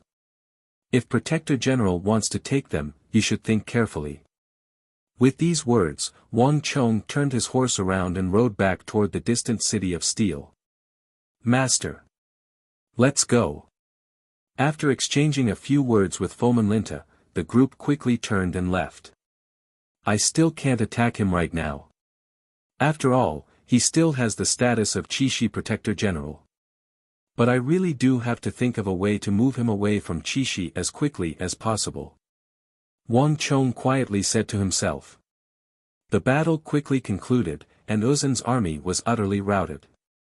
Everyone fled in all directions like ants, which imperceptibly created a certain degree of difficulty in pursuing them. Wang Chong hadn't brought many men with him in the first place, and if they were too scattered, it would be extremely dangerous for them to run into another army. Pass on my order. Have the army retreat. Don't pursue. Wang Chong's order was quickly passed down, and all the Wuxiang cavalry, under the leadership of Li Sai, began to converge. But the Qixi Protectorate still had not withdrawn its soldiers. Marquis, this is ridiculous. The people of the Qixi Protectorate are too despicable. We're fighting to the death on the front lines, but they're just picking up the credit from the back. That's right. The Qixi Protectorate camp is clearly right in front of us, but they refuse to come out. Just this alone is enough for Marquis to complain about them. This is too much. Do they really think we don't exist? Behind the silver-white steel walls, the soldiers were all gathered together, looking into the distance with furious expressions. Up to this point in the battle, the Qixi Protectorate soldiers had treated them as if they didn't exist, brazenly and confidently trying to seize the credit. Some of the Qixi Protectorate soldiers had even intentionally blocked their path, intentionally ramming their horses into them. Their methods were truly despicable to the extreme. A dog could bite a man, but a man could not bite a dog. The several thousand Wuxiang cavalry could deal with the Ozan without batting an eye, but they could not do the same to the Tang dynasty soldiers. It's just an itch. There's no need to worry about it. Let them fight for it. Fomenlinta might think of this as a massive contribution, but to us, this is just a small contribution at the beginning. Compared to the contributions we'll make in the future, this battle is insignificant. Wang Chong waved his hand and indifferently said, his expression unconcerned. In addition, it won't be so easy for Fomenlinta to steal the credit. Reporting. Marquis, the people of the Qixi Protectorate have forced their way into our fortress. Just as they were speaking, a scout riding on a warhorse suddenly kicked up a cloud of dust as he hurriedly galloped in the direction of the group. Buzz. His words immediately attracted everyone's attention. Marquis, the fortress is full of craftsmen, and there are no Uzun soldiers. What are they doing? These bastards, are they coveting the steel fortress we're building? We're building it, but they're coming to steal it. How shameless. They dare. Qing Sanyuan, Su Shixian, and Su Ke all turned to Wang Chong. Now that Uzun's forces had retreated, the fortress at the Triangular Gap was an extremely important military stronghold. Given Fumenlingcha's style, if he dared to rush out at the end of the battle to take credit, then he would definitely try to take advantage of this city of steel that they had spent so much manpower and resources to build. Fumenlingcha's actions were not out of the question. Marquis, they wouldn't really do that, would they? Su Ke looked up at Wang Chong, somewhat worried. That won't happen. Wang Chong calmly waved his hand, dismissing the worries of Su Ke and the others. Given Fomenlinta's personality, there's an 80 to 90% chance that he's thinking of stealing this fortress from us. After all, this fortress would be the equivalent of a base for the Qixi Protectorate, making it much more convenient. However, he would only think about it. He would never actually do such a thing. A mighty great general of the empire would not be so foolish. Ah. Chapter 799. Up until now, only we have been able to build it. Wuxiang City is the best proof. This modular city has a deep imprint on it. Fomenlinta wouldn't be so stupid as to tamper with it, even if he did think so. No one in the court would believe that this city was built by Fomenlinta and his Qixi Protectorate. Seeing the puzzled expressions on everyone's faces, Wang Chong smiled. And after the battle, the city was damaged. Without our help, Fomenlinta wouldn't be able to repair it. Only we can control the subsequent maintenance and the many mechanisms of the city. Fomenlinta is a smart man. Even if he wants to snatch it, he won't do it now. Fomenlinta must have other plans for sending people into the city at this time. Speak, what's going on? With these last words, Wang Chong turned his head to look at the scout who had reported the news. The scout did not dare to be negligent and hurriedly reported what had happened in the city. As it turned out, while Wang Chong was gathering his troops, at least 20 people from the Qixi Protectorate had sneaked into the city in the rear when no one was paying attention. The movements of these people were very strange. They did nothing but look around as if they were looking for something. And the strangest thing was that these people were not ordinary scouts. Although some of them had taken off their symbolic armor, the experienced scouts were still able to tell at a glance that they were high-ranking officers. Okay, you can leave. As for the high-ranking officers of the Qixi Protectorate in the city, Qing Sanyuan, take a group of people and drive them out. Although they aren't the type to haggle over minor matters, we can't let the Qixi Protectorate act too impudently here. Wang Chong said. Yes, Marquis. Qing Sanyuan received the order and summoned over 40 Wuxiang cavalrymen to carry out the order. The cooperation between Wuxiang's men was unparalleled in the world. Coupled with the effect of the formation, if the people from the Qixi Protectorate did not leave, they would only be asking for trouble. Marquis, don't tell me that Fomenlinta sent those people for Dian Mangpo's corpse. At this moment, a deliberately suppressed voice whispered in Wang Chong's ear, Wang Chong, you're not going anywhere. Li Sai rode his Fergana horse, standing guard at Wang Chong's side like a god. As he watched Qing Sanyuan's group leave, a hint of confusion flashed through his eyes. Wang Chong did not look back. He looked straight ahead and nodded slightly. His expression became more serious. Fomenlinta probably didn't know at first. But now, he must have captured some of the Uzun's men and found out about Dian Mangpoj. There are many people on the battlefield. When I was dealing with Dian Mangpoj, many of the Uzun's men rushed in and witnessed the scene of Dian Mangpoj being trapped by Elder Fong and Elder Du. It can't be helped. But as long as Fomenlinta can't find Dian Mangpoj's corpse, he won't be able to snatch the credit from Marquis. Li Sai urged his horse forward and said in a low voice. This is why I'm not afraid of Fomenlinta taking the credit. Some credit can't be snatched just because you want it. Dian Mangpoj came from the Great Snow Mountain Temple and is a brigadier general of the Uzun. He is known as the Azura god of war of the Uzun and has a lot of achievements in the western regions. As long as Dian Mangpoj's corpse is in our hands, it will be difficult for Fomenlinta to claim the credit. Wang Chong smiled.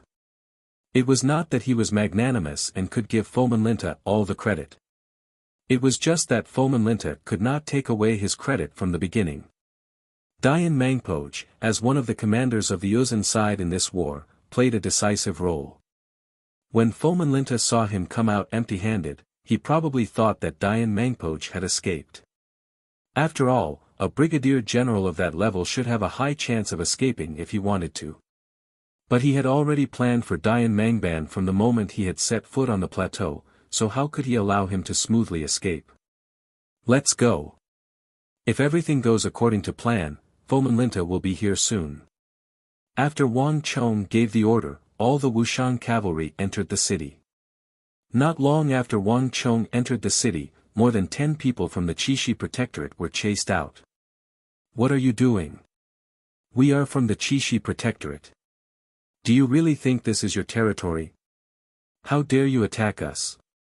You are rebelling. How dare you? Let go of me. All the soldiers of the Qixi Protectorate army had been tied up and thrown out of the city. They were pushed and shoved, and though they were still moving forward, their necks were stiff and they were cursing as they walked, and the curses were getting nastier and nastier. We are still at war with the Uzun. Tell them that if they don't shut up, they will be treated as deserters. As a Marquis of the Imperial Court, I should have no problem helping Protector General Fomenlinta deal with a few deserters. Wang Chong stood on the city wall and looked down at the people from the Qixi Protectorate who were thrown out. His words were quickly conveyed. As expected, the people from the Qixi Protectorate immediately quietened down. They trembled and closed their mouths, not daring to say anything else. Marquis, Fomenlinta is coming our way. Qing Sanyuan looked into the distance and warned. Wang Chong turned his head and saw a tall figure, wielding a massive saber more than 7 feet long. He was like a god that had descended to the mortal world, riding a large and muscular horse toward the city of steel. Translated by, Hypersheep 325 Pass on my order. Close the gates. Wang Chong waved his right hand and sneered. Yes, Marquis. A messenger flew off, and with a clattering of metal, the 2 massive gates of the city of steel, each weighing tens of thousands of jin, slowly began to close at the triangular gap. A few moments later, there was a massive boom as the gates of the city of steel closed in front of Fomenlinta. Fomenlinta's eyes widened as he stopped his horse. This bastard. Fomenlinta immediately saw Wang Chong on the walls, a hint of anger appearing in his eyes. Milord. This brat is provoking us. The deputy's indignant voice came from the side. The Qixi Protectorate had always been in charge of Qixi, and Fomenlinta was the Qixi Protector General, the undisputed supreme ruler. For Wang Chong to dare to close the gates in front of him was simply outrageous. He's getting more and more arrogant. Milord, you have to teach him a lesson, or else his tail will just soar into the sky. The deputy's words came to a halt as Fomenlinta extended his right hand to stop him. There's no need to say anything. I have my own plans for this matter. Foman Linta stared at Wang Chong on the walls, a myriad of emotions in his eyes. On the walls, Wang Chong was unyielding, showing no signs of backing down. I'll let you be smug for a while, but there will come a time when you fall into my hands. Foman Linta gave Wang Chong a profound glance, but when he thought of the two supreme experts behind Wang Chong, he still felt a little apprehensive. Let's go. As this thought flitted through Foman Linta's mind, he quickly turned his horse around and left. And with Foman Linta's departure, all the Qixi Protectorate soldiers followed suit. As night fell, the three sides retreated, bringing the battle on the steppe to an end. But even though the battle was over, its effects had only just begun. Dian Mangpoj and Dusong Mangpoj were no ordinary experts. In the western regions, these people wielded immense influence, each of them extremely prestigious. The tens of thousands of Uzun cavalry led by Dusong Mangpoj and Dian Mangpoj had been utterly defeated at the triangular gap on the edge of the plateau, almost completely wiped out. Such a matter was enough to cause an earthquake in the western regions. And the death of the 5,000 white braves had the greatest impact on this matter. In the past, the white braves had destroyed no small number of cities and small kingdoms. In the hearts of many small kingdoms, the mere mention of them was like an evil spirit from the underworld. But these powerful white braves had been killed along with the ordinary Uzun cavalry at the triangular gap. To these small kingdoms, there was nothing more shocking than the sound of nature. How could this be? All of us have seen the power of the white braves. How could they have been completely wiped out? In the northwest corner of the Uzun Empire, south of the Tsong Mountains, close to the Anxi Protectorate's Greater and Lesser Balor, this matter had sent shockwaves through the two kingdoms. Hurry and investigate. I have to know who wiped out the white braves. They are the benefactors of our Lesser Balor. No matter what, I have to think of a way to thank them. In the royal palace of Lesser Balor, the king of Lesser Balor, with his thick red beard, was in the middle of a banquet. When he heard this news, he was so excited that he dropped the gold-plated wine cup in his hand, shattering it. But in the neighboring Greater Balor, the reaction to this matter was completely different. Impossible. It's impossible for anyone to wipe out the white braves. All of you know how powerful they are. How could such formidable white braves have been defeated, and even wiped out? This must be false news spread by someone who wants to harm our great Balor. Pass on my order. Anyone who dares to discuss this matter will be executed. The king of Greater Balor had an ashen face, his thunderous voice echoing over the kingdom. Chapter 800. In the western regions, there were two major regional powers. One was the Western Turkic Khaganate, and the other was the Uzun Empire. The Western Turkic Khaganate had maintained an extremely powerful and prosperous state for a very long time, maintaining a long-lasting influence over the kingdoms of the western regions. The Uzun Empire was not like this, but even though it did not have a long history of ruling over the kingdoms of the western regions like the Western Turkic Khaganate, the Uzun Empire still ranked second in terms of influence. At times, even the cavalry of the Western Turkic Khaganate would have to retreat when encountering the cavalry of the Uzun Empire, as if they were extremely apprehensive of them. Now that a battle had taken place on the plateau that involved two imperial great generals and tens of thousands of Uzun elite cavalry, if this matter could not attract the attention of the kingdoms of the western regions, then there was nothing else that could. Flap flap. Countless carrier pigeons flew over the skies of the western regions. This battle on the edge of the plateau seemed to grow wings and rapidly spread through the western regions. In the Anxi Protectorate headquarters, Gao Xianji held the letter in his hand, his brow tightly creased, and he remained silent for a very long time. The border between the Uzun Empire and the Tang dynasty's western regions was extremely long, so it was not just Qixi that had been harassed by the Uzun Empire. The Anxi Protectorate headquarters had also been harassed. It was just that the Uzun Empire's assaults on the Anxi Protectorate headquarters had all been repelled by Gao Xianji. Gao Xianji did not have many soldiers, but all of them were the most elite soldiers of the Tang dynasty. Each one of them could fight against 100 soldiers. Moreover, the Anxi Protectorate army was well equipped and possessed a large number of ballistae with astonishing destructive power. As a result, the Yuzhan Empire had always been extremely apprehensive of him. Moreover, with Gao Xianji's current prestige in the western regions, he could summon hundreds to his call. Other than the Tang dynasty's Anxi Protectorate army, he could also mobilize the soldiers of the other countries of the western regions. Not even Yuzhan would dare to lightly clash with him.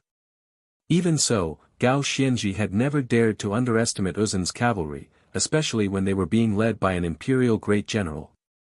Chongqing, what do you think?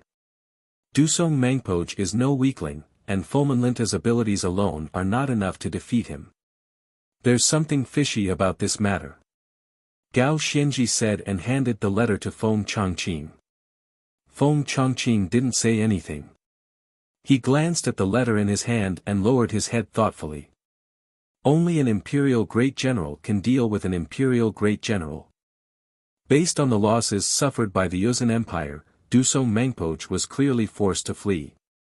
For this to happen, the other side has to have at least 2 imperial great generals, and extremely formidable ones at that. Foman Linta clearly doesn't meet this condition. Feng Chongqing raised his head and said. His eyes were clear and extremely rational. But are there so many imperial great generals in the western regions? Or are Geshu Han and Ansis Han also coming? Gao Xianji said. If it's my lord, they might be able to come, but if it's Foman Linta, it's impossible. He's always had a fiery temper, and he likes to flaunt his seniority. It would be strange if the other 2 could endure it. Moreover, they still have to guard their own garrison. As great generals, abandoning their posts is a heavy crime. Feng Chongqing laughed. But if it's not them, who could it be? When did so many experts appear in the entire western region? Gao Xianji sternly said. These words instantly caused the smile on Feng Chongqing's face to vanish. He instantly sensed the weight of this matter. Imperial great generals were no trifling existences. They represented the highest fighting force in the world, and very few people could reach this level. Moreover, if it wasn't Geshu Han and Ansis Han, it meant that there were 2 other imperial great generals in the western regions that they didn't know about. No. They were even stronger than imperial great generals. Milord, Dusong Mangpoj was defeated at the triangular gap in Yuzhan's northern border, and if I remember correctly, that place leads to the city of steel that the youngest son of the Wang clan established in Wuxiang. In addition, our scouts have reported that a small city of steel has appeared at the triangular gap, and that youngest son of the Wang clan is there. I feel like this matter has something to do with him. Feng Chongqing thoughtfully said. The entire western regions was currently talking about Foman Linta's defeat of Dusong Mangpoj, but Feng Chongqing still felt that there was something wrong with this matter, that it was not as simple as the rumors made it out to be. You mean that those 2 hidden imperial great generals were invited by that brat? Gao Xianji frowned. He had always had a deep trust in Feng Chongqing. Although he was extremely ugly, his vision was unique and his thoughts clear. He could often see things that others could not. This had been proven countless times in the past.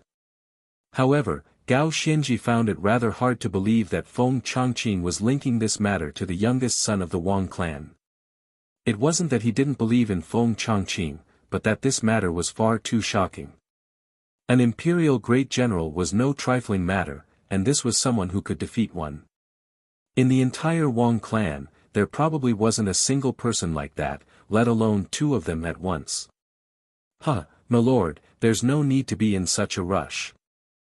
Foman Linta definitely doesn't have the strength to defeat Dusong Mangpoj to such an extent. Anyone with a discerning eye can tell that there's something fishy going on. If Foman Linta isn't hiding something, then it has to do with that Wang Chong. Regardless of which it is, I feel that this matter is far from over. At the latest, half a month, at the fastest, in a few days. This matter will definitely stir up more waves. Feng Chongqing paused for a moment, and then he smiled. If Fomenlinta is hiding something, that's fine. We'll dig it out sooner or later. But if it's that Wang Chong, if I remember correctly, he sent Milord a letter not too long ago. Milord will have more and more interactions with him in the future. After all, his fief is in the western regions. Milord, have you thought about how to get along with him in the future? In addition, if this Wang Chong is so capable that he could even defeat Dusong Mangpoch, then why is he so capable? I feel that we need to reconsider the warning and suggestion he gave to you in his letter not long ago. After saying that, Feng Chongqing turned his head and looked at his commander. Around half a month ago, Wang Chong had sent a letter regarding the Shi kingdom. At the time, Gao Xianzhi and Feng Chongqing had snorted disdainfully and laughed. After all, for a teenager to give pointers to an experienced imperial great general and Anxi protector general who had spent half his life on the battlefield was simply the greatest joke in the world. But if Wang Chong was so capable as to reverse the tide in the southwest, defeating Huishu Wuzong, Daluan Ruozhen, and Duan Gechuan, and then single-handedly defeating Dusong Mangpoch's tens of thousands of soldiers in Qixi, and even having connections that allowed him to invite two great general-level experts, then his weight was completely different. His age was no longer important here. At the very least, every word of a person with this sort of power was worthy of being taken seriously. I still need to carefully consider this matter, Gao Xianzhi said with a frown. Milord does not want to directly meet with him. Feng Chongqing faintly smiled. Wouldn't everything be clear this way? Governors and protector generals of the empire were not allowed to leave their garrisons so easily. Moreover, Gao Xianzhi's relationship with Feng Chongqing had been somewhat unpleasant due to the regional commander's incident. Given Gao Xianzhi's usual style, he would have rejected Feng Chongqing's proposal without any hesitation, perhaps even ridiculing Feng Chongqing for a while.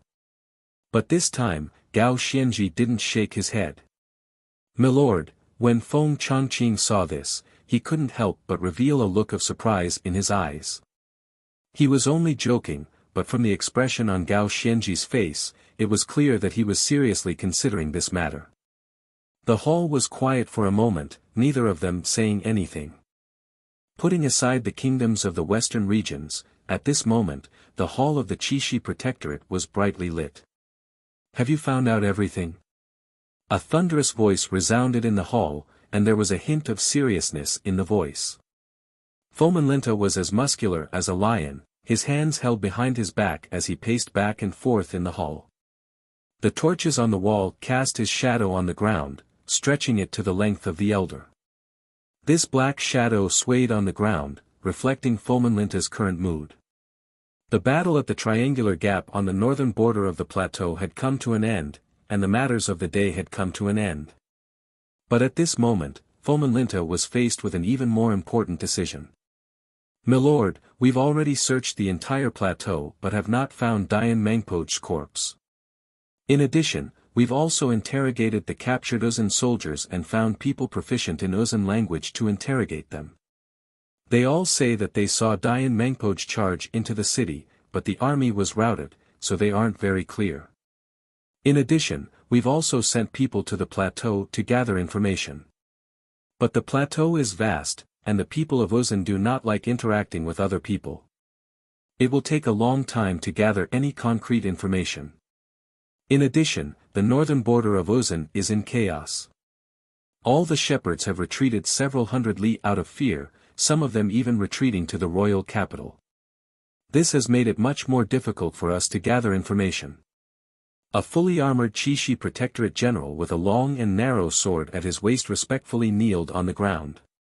How could this be? Fomenlinta paced back and forth in the hall, his brow deeply furrowed. Dian Mangpoch was the Azura war god of Uzun, a brigadier general of the empire, and one of the commanders in charge of this operation, and yet his fate was unknown. Strangest of all was that even though Fomenlinta had sent people into the City of Steel, they had not been able to find his corpse.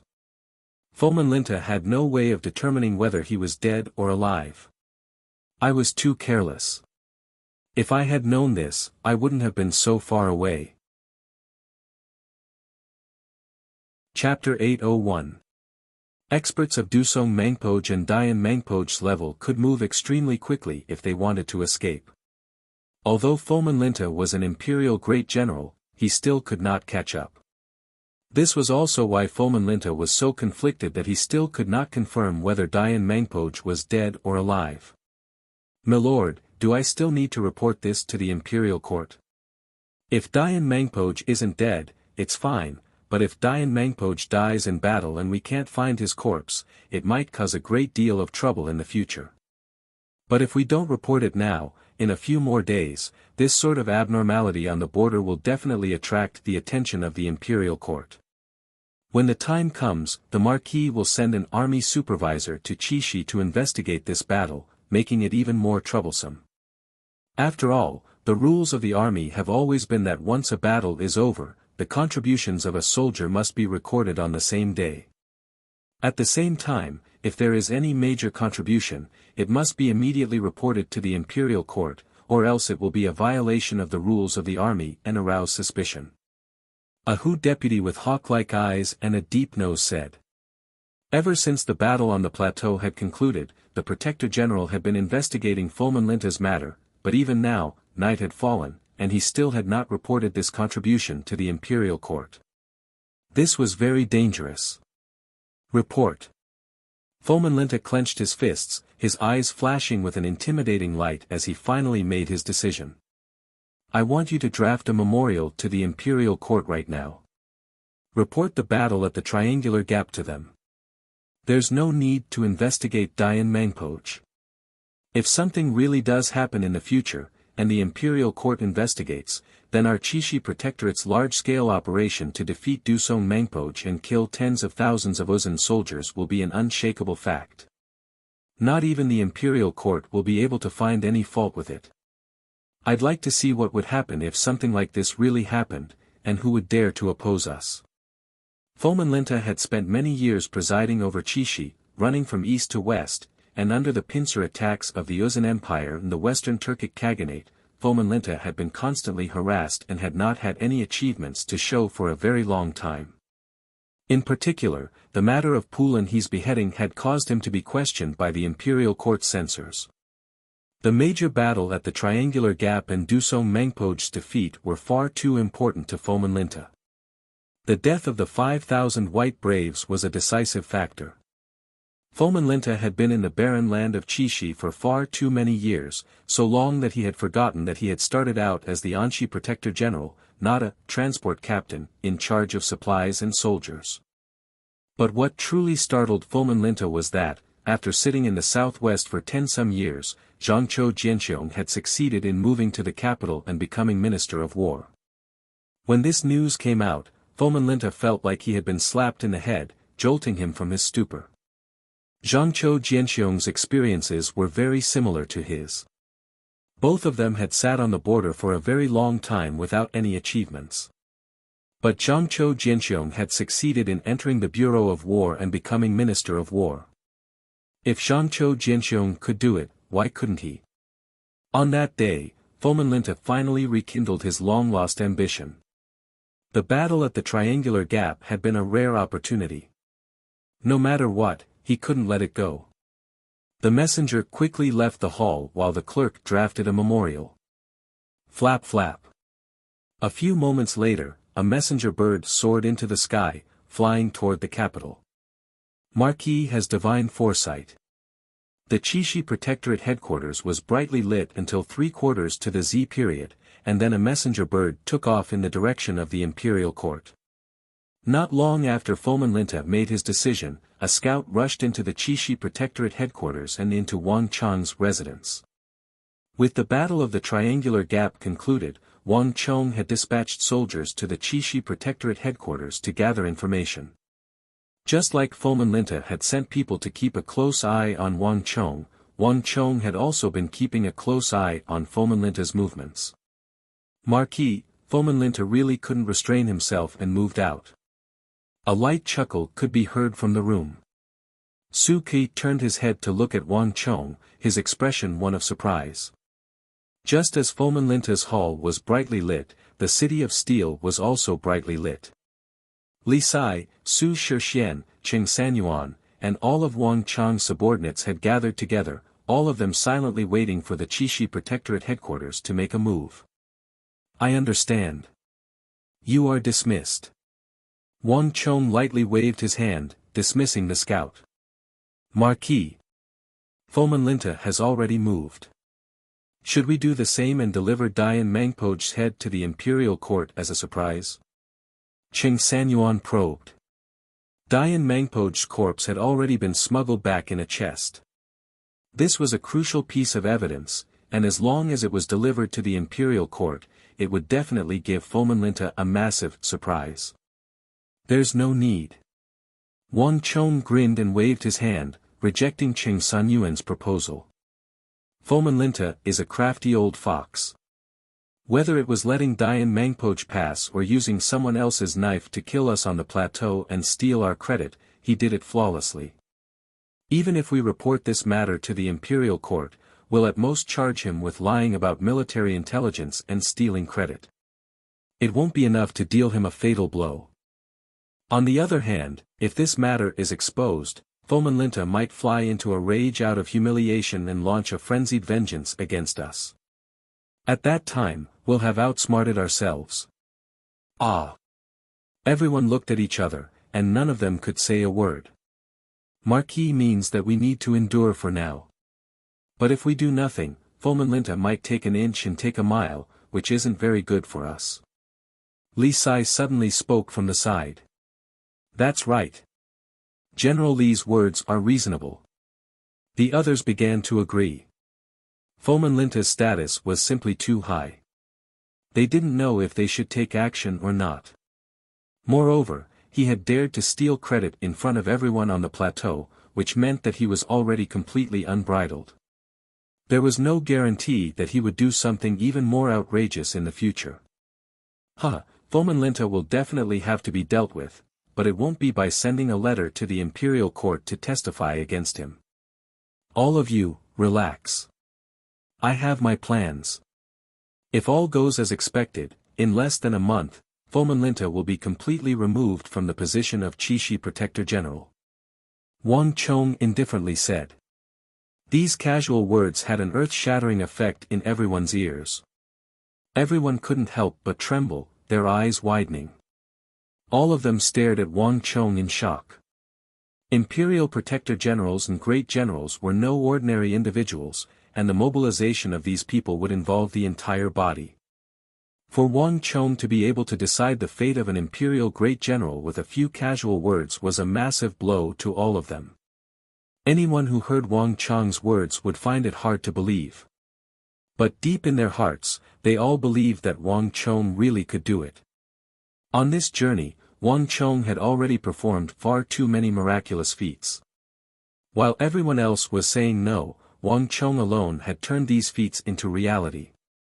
Wang Chong took in the reactions of the crowd and grinned, not bothering to explain any further. Foman Linta had already become an existence of little value in Qixi. His lack of progress was only hindering Wang Chong in various aspects. His utilitarian nature made it impossible for him to place the interests of the Tang dynasty as his top priority.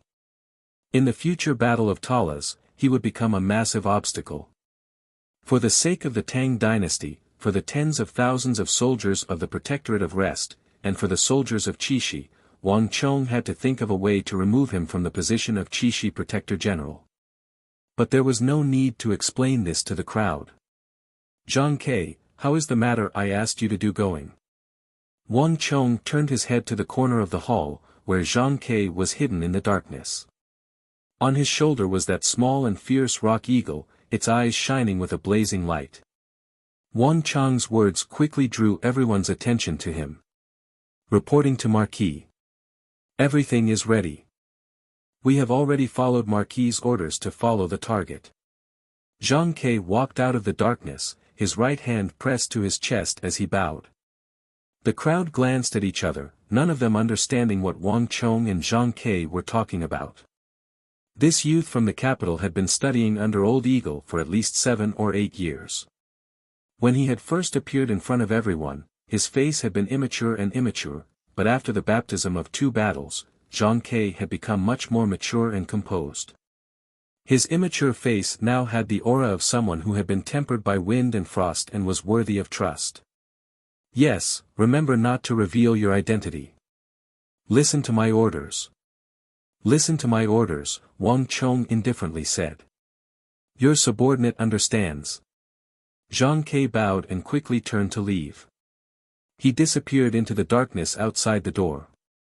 Uzin's men will find it very difficult to threaten Qixi in the short term. It's about time to move on to the other matter.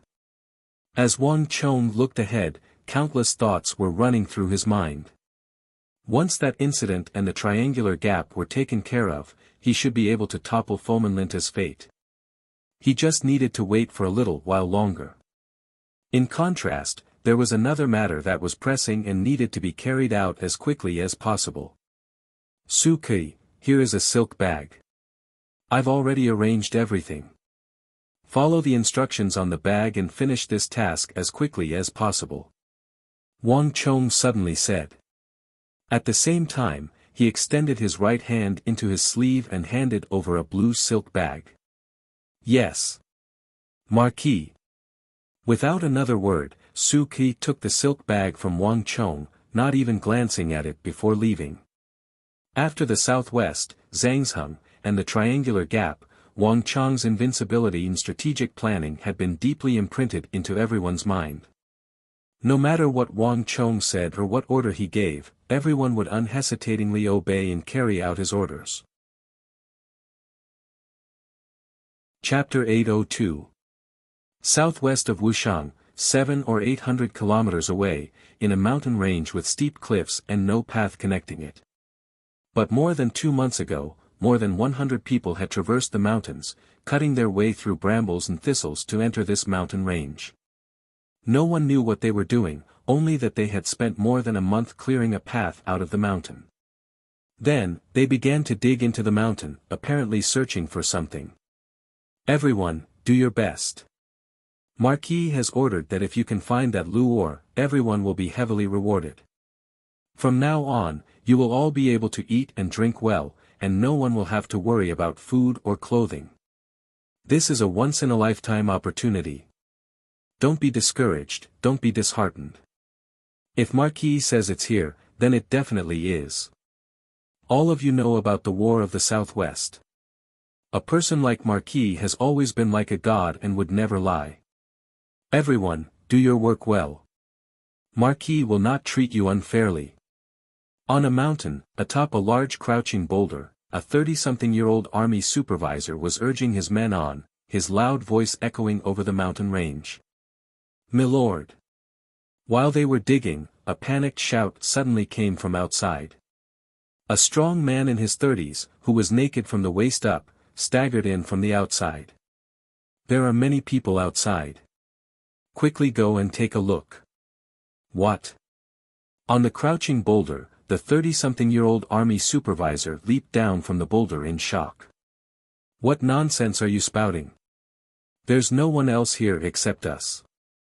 Milord, I'm not lying. Quickly, take a look. The 30-something-year-old man said, his face filled with fear. The argument between the two quickly attracted everyone's attention. Gallop. A few moments later, a cloud of dust and thunderous hooves could be heard, traveling along the path they had cleared. The Inspector General's expression froze as he subconsciously raised his head. He saw a billowing cloud of dust covering the sky, and within the cloud of dust, he could vaguely make out countless figures. From the clopping of hooves and the cloud of dust, there were at least 1,000 people rushing over. Just who are these people? Other than us, there's no one else in the entire mountain range. Could it be a nearby mountain bandit? The military supervisor was startled, and a thought flashed through his mind. On the westbound Silk Road, bandits and highwaymen were the most tyrannical. For them to appear at this time, they were most likely the bandits and highwaymen from the nearby mountains. Could it be that we made too much noise here and attracted the attention of some mounted bandits? The army supervisor felt uneasy. Thunder Rock. At this moment, a loud voice came from the smoke. Before the supervisor could figure out what was going on, he saw an arm with bulging veins and 5 fingers that were as black as steel. The arm grabbed a token and reached out from the smoke. That's right. Lei Peng was taken aback, but he quickly recognized the token. In the entire Tang dynasty of the Central Plains, there was only one lord who would use such a token. Did Marquis send you here? But isn't it not time yet? Lei Peng immediately calmed down. The battle on the Western Front has ended. Marquis has ordered us to speed up the progress on the Luor mine. The smoke dissipated, and a fully armored leader of the cavalry charged out. His expression was solemn, and he had a mustache above his lips. It seemed that he had some status. Behind him, one figure after another arrived. Upon closer inspection, there were at least 1,000 people.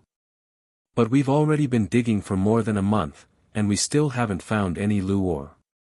Isn't it too hasty to increase our manpower now? Wouldn't it be a waste of countless manpower and resources, and a great disappointment to the Marquis? Lei Peng said nervously. Although he had been cheering them on for the past few months, he had no idea whether or not the Luor Marquis had spoken of actually existed here. The mountains here were so dense that before they actually dug it out, no one knew which mountains had it and which ones didn't. Perhaps the entire mountain range didn't have it at all. Wouldn't that be a waste of effort? If Marquis says there is, then there definitely is. There's no need for you to say anything more. The leader of the cavalrymen was swift and decisive. As soon as he finished speaking, he turned his head and waved his hand behind him. In an instant, everyone dismounted from their horses, pulled out pickaxes, shovels, and other tools from their horses, and walked over with large strides. They quickly joined the mining army. Seeing this, a trace of helplessness flashed through Lei Peng's eyes, and he joined the mining army. 1 day, 2 days, 3 days. Just when Lei Peng was about to give up hope, on the 4th day, there was a rumble as the mountain suddenly collapsed. A shout of joy came from within. We found it. We found it. We really did find the Luor Marquis spoke of. Ha ha ha. An old miner clasped a large piece of grayish-white ore in his hands and suddenly cried out in excitement. Aluminum ore might have been mistakenly called Luor in this era, but Wang Chong had still relied on his memories to successfully find these treasures buried deep in the mountains. If one looked down from a high vantage point, one would realize that there were far more mining teams like this one. In the southeast, southwest, and other places along the Silk Road, Wang Chong had dispatched men to all of them. Moreover, after the battle at the Triangular Gap, he had increased the size of his forces by more than 10 times. This rapidly increased the efficiency of mining, and as more and more aluminum ore was discovered, the great clans of the Tang dynasty that had allied with Wang Chong quickly began to deploy their forces. Cart after cart of aluminum ore was excavated from the depths of the mountains and sent to the capital like rivers flowing into the sea. And in the capital, everything related to aluminum ore was gathered under the name of a single person. Milord, this is the 1,000th cart of Luor that has been delivered today. On the eastern outskirts of the capital, on the westbound Silk Road, an azure-robed guard stood next to Zhao Jingdian, watching as countless carriages passed by, transporting one cart after another of Luor. Behind them stood a series of houses. These houses were all made of the simplest and crudest brick construction. There was no furniture inside, only piles of Luor inside. In the Tang dynasty, all the iron and copper ores were sought after by the great clans and swordsmiths, but no one knew what this newly discovered Luor was for. Although many people believed it to be worthless, it was an indisputable fact that it was highly valued by Wang Chong. Although many great clans still had reservations about Wang Chong's plan, they couldn't stand the fact that the cost of this Luor or lime was far too low. For these great clans, even if they participated, their losses would be extremely limited. On the contrary, if they gambled correctly, they would be able to obtain endless benefits from Wang Chong. This was the true reason why so many great clans were participating. The supply this time is truly too large.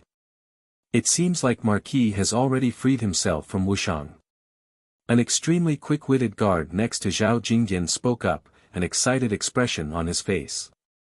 The two of you have rather fast reactions.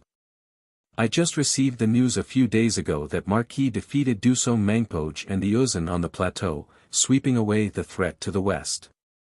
For the time being, there shouldn't be any threats to Qixi. Marquis means that we should speed things up on our side. Zhao Jingdian gave a slight nod and said. Zhao Jingdian had not gone with Wang Chong on this trip to Wuxiang, because Wang Chong had given him an even more important task. The lime, clay, sand, and stones were all extremely unremarkable items that the nobles of the capital would not care about. But Zhao Jingdian could sense that Wang Chong viewed these items with unprecedented importance. This was the primary reason he had stayed behind. How are the craftsmen in the rear coming along with the new mud formula? Zhao Jingdian asked, his gaze still fixed in the direction of Qixi. All the most experienced craftsmen have been working day and night to formulate the best formula, and they've already reaped the rewards. The newly formulated mud, after being hardened, can now withstand the full-force blow of a true martial realm expert, but Master Kong and the others say that the hardness of this formula can be increased. In its ideal state, it should be able to withstand the full-force blow of a profound martial realm expert. The guard on the left solemnly said. In addition, the masters have agreed that Marquis' idea of adding some steel bars to the mud ahead of time is very reasonable. Moreover, the masters also have some ideas. They feel that we can add some simple toughening inscriptions or defensive inscriptions to the steel bars. This will greatly increase the hardness of the hardened mud, further increasing the amount of strength it can bear. The other guard added. The greatest difference between this world and Wang Chong's previous world was the large number of inscriptions. This also meant that Wang Chong had probably underestimated the height cement could reach in this world. Wang Chong could not have predicted all of this. It's about time. Marquis' matter can't be delayed. Inform the great clans of the capital and tell them that Marquis has made an agreement with them that it's time for them to contribute money and strength. After waiting for so long, they're probably even more anxious than we are. Zhao Jingdian held his hands behind his back. In the days since Wang Chong had left the capital for Wuxiang, many of the great clans of the capital had come to investigate under the guise of using all sorts of tricks. As a grand clan of ministers and generals, and with the king of Song backing them, no one believed that Wang Chong would deceive them. But none of the great clans knew anything about this matter, and Wang Chong was unwilling to tell them. All the great clans were itching to know, and they could only send people to investigate. Bang! Zhao Jingdian's voice was like a thunderclap crashing over the capital, sending massive waves through the capital. The great clans and nobles were like sharks that had smelled blood, swiftly moving into action. Chapter 803. Buy all of the lime, clay, sand, stones, and whatever Lu or you have and send them over. We'll give him as many people as he wants. We'll give him as much money as he wants. We have to make Wang Chong and the Wang clan owe us a favor. In a small clan in the western part of the city, the 40-year-old clan head roared like thunder. What? Risk? Are you afraid that the mighty Wang clan won't be able to pay up? Putting aside everything else, just think about how much each Wuxia steel sword costs.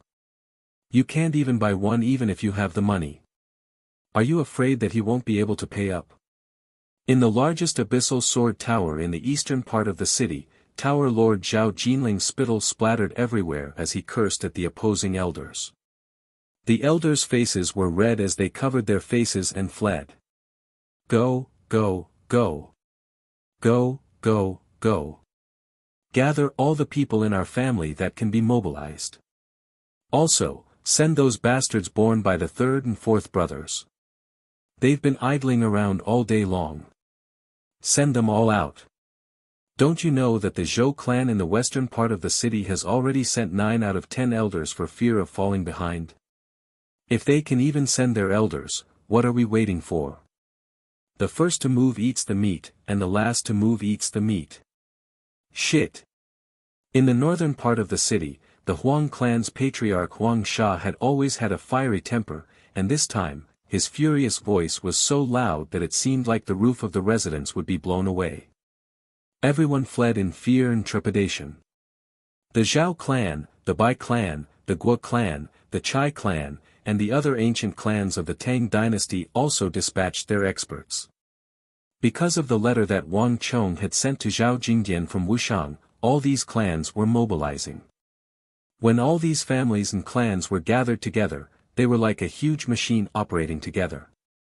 The amount of energy they could muster was extremely shocking. All the lime, clay, sand, stone, and luor was gathered like a surging flood and transported to Zhao Jingdian's hands. With a single order, Zhao Jingdian had gathered at least 100,000 craftsmen. Not even Wang Chong had been able to do this when he was building the city of steel in Wuxiang. Compared to the remote and uninhabited Wuxiang, the capital was far more convenient. 3 days later, at the beginning of the road leading from the capital to the western regions, Zhao Jingdian, dressed in formal attire, was surrounded by countless experts from the great clans. The plan had already begun. Everyone was looking forward to this cement road that they had never heard of before. They all wanted to see what was really going on. Get ready. With a grave expression, Zhao Jingdian gave the order. A moment later, several hundred craftsmen lined up on both sides of the road and began to put in lime, clay, and luor as they had practiced countless times. Then, they poured in sand and stone, quickly mixing them with water according to the ratio, and began to stir. Under the curious gazes of countless people, these craftsmen first covered the long road with a thick layer of the mud, then added a layer of gravel, stones, and steel bars that were as thick as a finger surrounded by iron wires. Finally, the last layer of mud was added. When everything was over, a 10-inch tall asphalt muddy road appeared in front of everyone. That's it. A disciple of the Zhang family in the capital looked at this scene with a dumbfounded expression. He had heard people talk about the cement road countless times, and there were all sorts of stories about it. Some said that the road would spit fire at night, some said that it had wheels and could be moved, and some said that gold and silver had been added to the road so that it would sparkle at night. It was just that no one would have thought that this cement road, which took a lot of time and effort and attracted the attention of countless aristocratic families in the capital, was actually so ordinary.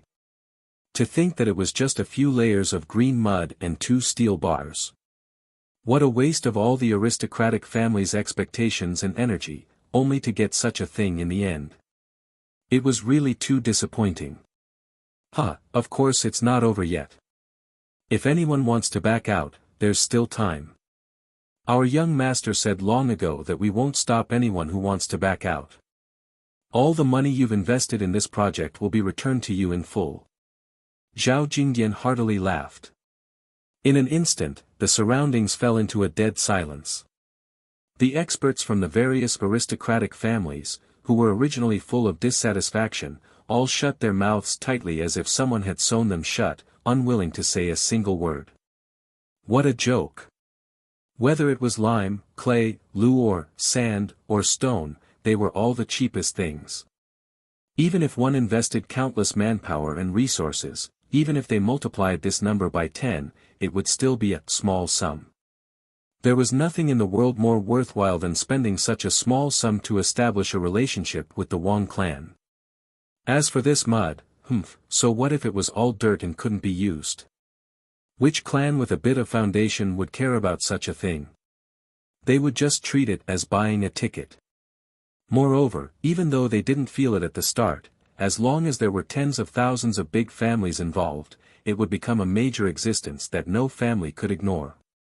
As for why they had gathered in the first place, that was no longer important.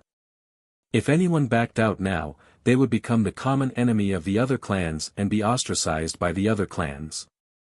It wouldn't matter in the short term, but if this continued, this clan would be ostracized from the other clans and would eventually decline. On the other hand, if all the clans banded together, all of them would benefit in the future. This was why the Zhao clan and Bai clan, even though they knew that Wang Chong had taken their money to build the road, had still decided to intervene. The other clans relied on the Zhao clan and Bai clan, and the Bai clan and Zhao clan could borrow the strength of the other smaller clans to develop even more. At the same time, they could increase the influence of the Zhao clan and Bai clan in the other clans. Lord Zhao, there's no need to be so serious. I was just joking. That's right, that's right. I was just joking. How could we possibly retreat? The young Marquis's plans are flawless. He must have his reasons for his decisions. How could we possibly suspect Marquis? Lord Zhao, calm your anger. I misspoke just now, misspoke. I apologize, I apologize. We'll double the amount of gold and silver for our cement road. The group of people looked embarrassed and hurriedly apologized. A few of the sharp-tongued ones wanted to slap their own mouths. They had only sought a moment of pleasure and ended up angering Lord Zhao. Heh, since it was a slip of the tongue, I'll pretend I never heard it. Zhao Jingdian faintly smiled, not bothering to argue with him. Wang Chong had long ago said that too many clans had been gathered for this operation, and the more people there were, the more mouths there would be, the more difficult it would be to manage. Given his honest personality, he might not be able to control them, so he had hoped that he would be a little more forceful. So far, the results had been pretty good. Elder Chen, let's begin. Zhao Jingdian quickly turned his head and gestured to an extremely experienced 50-year-old foreman, his face covered in wrinkles. In the next moment, layers of lime were sprinkled on the newly built, muddy road, rapidly absorbing the moisture in the muddy road. This was a method that these craftsmen had developed. Under normal circumstances, the mud road would take several hours to harden. Sprinkling lime powder over the road could absorb the water and speed up the hardening process. After all, so many clans couldn't just wait here for so long and do nothing. That's enough. Seeing the lime powder rapidly moisten the road, Zhao Jingdian waved his hand and stopped the crowd. Afterward, Zhao Jingdian stood at the very front of the crowd with his hands held behind his back, his eyes fixed on the asphalt road. His expression was calm, as if nothing had happened. Since Zhao Jingdian said nothing, the others also remained silent, not daring to say anything. With the previous example, everyone knew that this young-looking Lord Zhao wasn't as easy to deal with as he appeared to be. Time slowly passed, and even though the lime powder had been sprinkled to speed up the absorption of water, the mud road was not very easy to dry. Around an hour later, the asphalt road finally turned white and began to harden. It's done. Zhao Jingdian looked at the hardened mud road, a hint of a smile appearing in his eyes. Everyone, after expending countless resources, manpower, and resources, we have gathered a vast amount of lime, clay, ore, sand, and stone. This is the cement road that Marquis spoke of. Zhao Jingdian felt a strong sense of accomplishment as he stared at the green and white road before him. After all this time, the first cement road that Marquis had spoken of had finally appeared. Buzz. On the other side, Zhao Jingdian had barely finished speaking when the crowd immediately buzzed with chatter. Contrary to Zhao Jingdian's expectations, though no one said anything, they all stared at the green and white path with suspicion in their eyes. Lord Zhao, forgive me for speaking too much. This mud road, no. This old man has traveled the world and seen many things, but I truly do not understand. Just what is so good about this cement road, Lord? A white-bearded elder of an aristocratic family who was in his 50s or 60s walked out of the crowd hesitantly. In addition, if it's just to repair the road, you can just find some villagers and use some pebbles and gravel for the same effect. Moreover, wouldn't that be even more economical? Zhao Jingdian glanced back and immediately recognized that this was Elder Xie Gufeng of the Xie clan. He had some influence in the great clans. As expected, Xie Gufeng's words caused a chain reaction in the crowd, and the crowd began to whisper to each other. Although they did not dare to go too far, Zhao Jingdian could see that many people were secretly nodding their heads, clearly believing that Xie Gufeng's words were reasonable. Ha, Elder Xie asks a good question.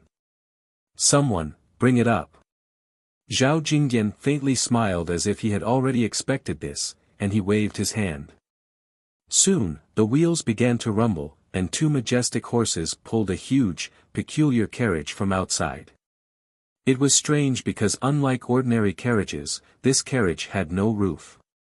Instead, it was squarish, with the opening facing the sky.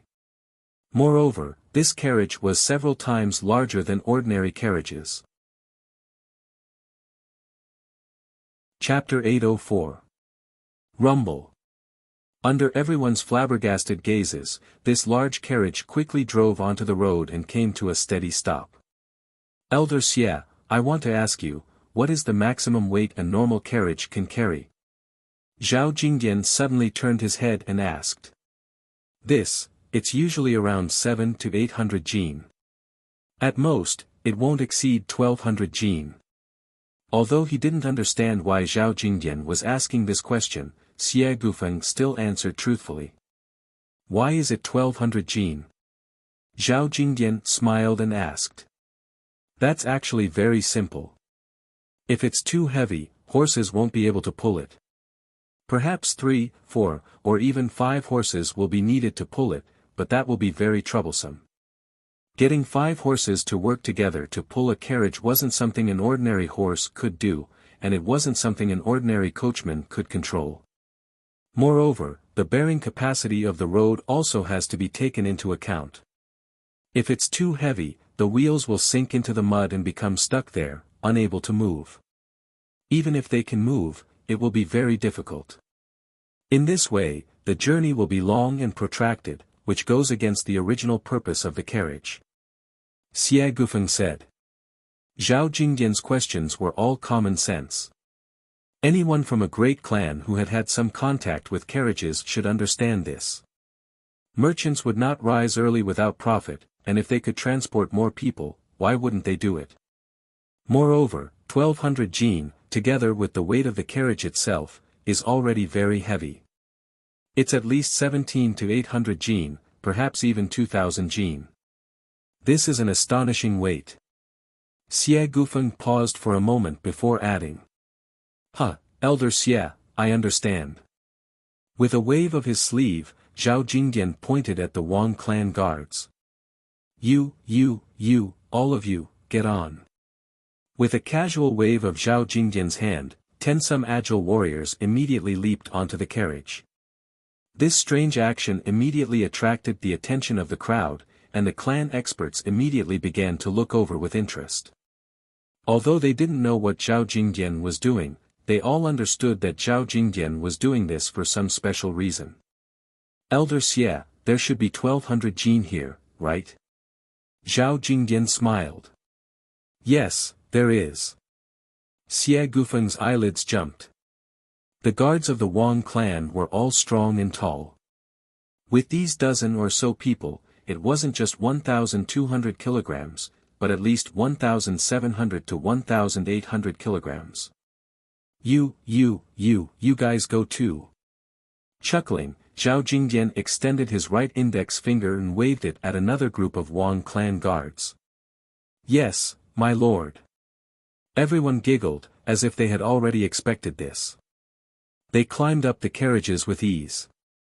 By now, there were more than 20 Wang family guards in the back of the carriage, all squeezed together. At this moment, everyone finally understood why Zhao Jingdian had made such a carriage bed. Lord Zhao, Xie Gufeng's eyelids couldn't help but twitch when he saw this. More than 20 strong men were packed tightly together. This kind of transportation method had never happened before. This was more than 2,000 to 3,000 caddies. You guys follow us.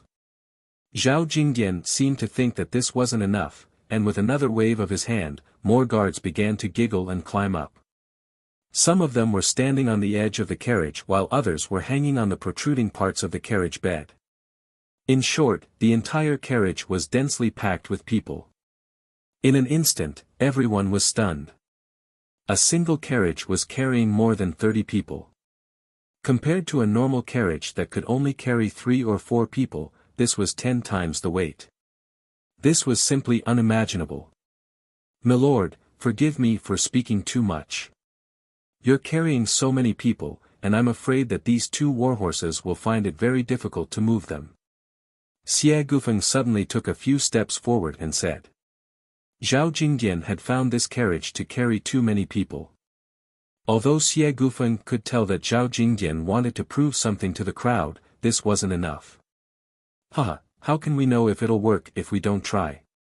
Zhao Jingdian heartily laughed, unconcerned. "Elder Liang, let's begin." Zhao Jingdian gestured to the old driver, Haya. With the crack of a whip, a searing whip lashed through the air and then struck the 2 warhorses. Neigh! The warhorses neighed, and a moment later, the wheels of the carriage began to rumble. As the crowd watched, the 2 warhorses began to pull the carriage carrying 30 people forward. In the beginning, it was obvious that the 2 warhorses were struggling, and the speed at which they were pulling was very slow. But the further they went, the faster they went. In the end, the entire carriage rumbled, pulling the 30 people in the carriage as it rushed forward. Bang! The crowd instantly fell into an uproar at this sight. His originally indifferent gaze suddenly widened, and his face was filled with shock. 30 people. How could this be? It's actually pulling, and it's moving so fast. What's going on here? This carriage is pulling 30 people, but it can't even move. Just how did he do it? How could there be a carriage that can pull it for so many years? A carriage can never pull more than 10 people. Once it does, it will sink so deeply that it won't even be able to move. How could it be so fast? The sight before them completely overturned their understanding of how heavy a carriage could be. Everyone present was a disciple of a great aristocratic family. Things like transporting goods and carriages were usually done by servants, but they didn't have to worry about it. But this didn't mean that they didn't understand the meaning behind this sight. If the carriage could be 10 times as heavy, the clan would also be able to earn 10 times as much. Perhaps they did not care about the details of the carriage, but no one would not care about the huge profits that could be made from it. But Zhao Jingdian's display was far from over. Hiya! With a shout, the coachman called Uncle Liang suddenly cracked his whip, and Nei's horse neighed. The shaft of the carriage parted, and a warhorse neighed as it broke free of its restraints and charged out of the muddy road. A moment later, under everyone's shocked gazes, the remaining warhorse pulled the 30-some Wang clan guards and continued to charge forward. How could this be? What sort of horse could have such strength? It's too shocking. I've never seen such a sight in my entire life. Is that still a horse? How did they do it? It's simply inconceivable. No, it's not the horse, it's that carriage. No, it's not the carriage, it's that muddy road. No, it's the horse. The crowd argued endlessly. Everyone was shocked by this scene that had never appeared before. As Zhao Jingdian listened to the arguments of the crowd, his lips curled into a smile. This argument meant that his painstaking efforts had not been wasted, and it also meant that Marquis's plan was working and everything was on the right track. Nay! In the distance, the carriage stopped after traveling for more than 200 feet. Zhao Jingdian made a gesture, and the 30-some guards of the Wang clan residents laughed and jumped down from the carriage, gathering around Zhao Jingdian's side. Everyone, I presume that all of you have seen it. This is the cement road that Marquis spoke of. As long as we can build this road, our carriages will be able to bear even more weight, transport even more goods, and bring in even greater profits, saving on manpower and resources.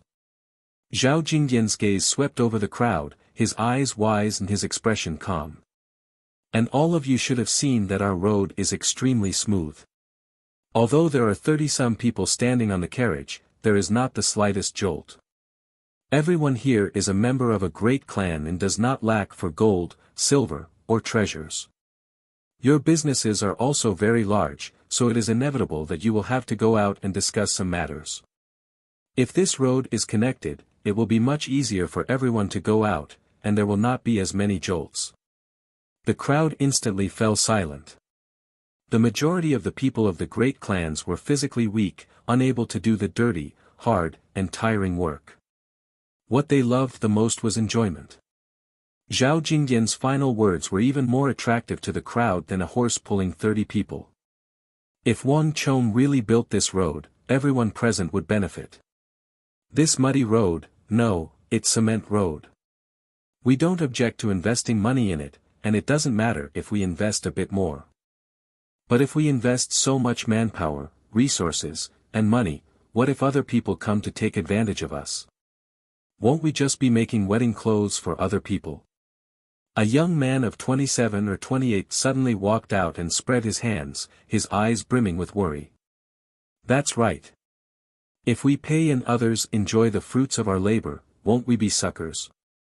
Another expert from an aristocratic family also walked out and agreed.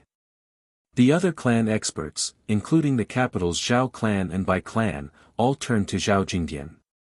Although none of them said anything, their eyes revealed the same thoughts. These people are exactly the same as young master had predicted. Zhao Jingdian could not help but sigh as he sensed the gazes of the crowd. He felt even more respect for Wang Chong in distant Wuxiang.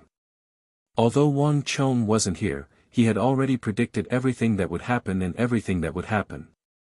Great clans did not rise early without profit, and no one was willing to do anything without profit, and this was even more true of suckers.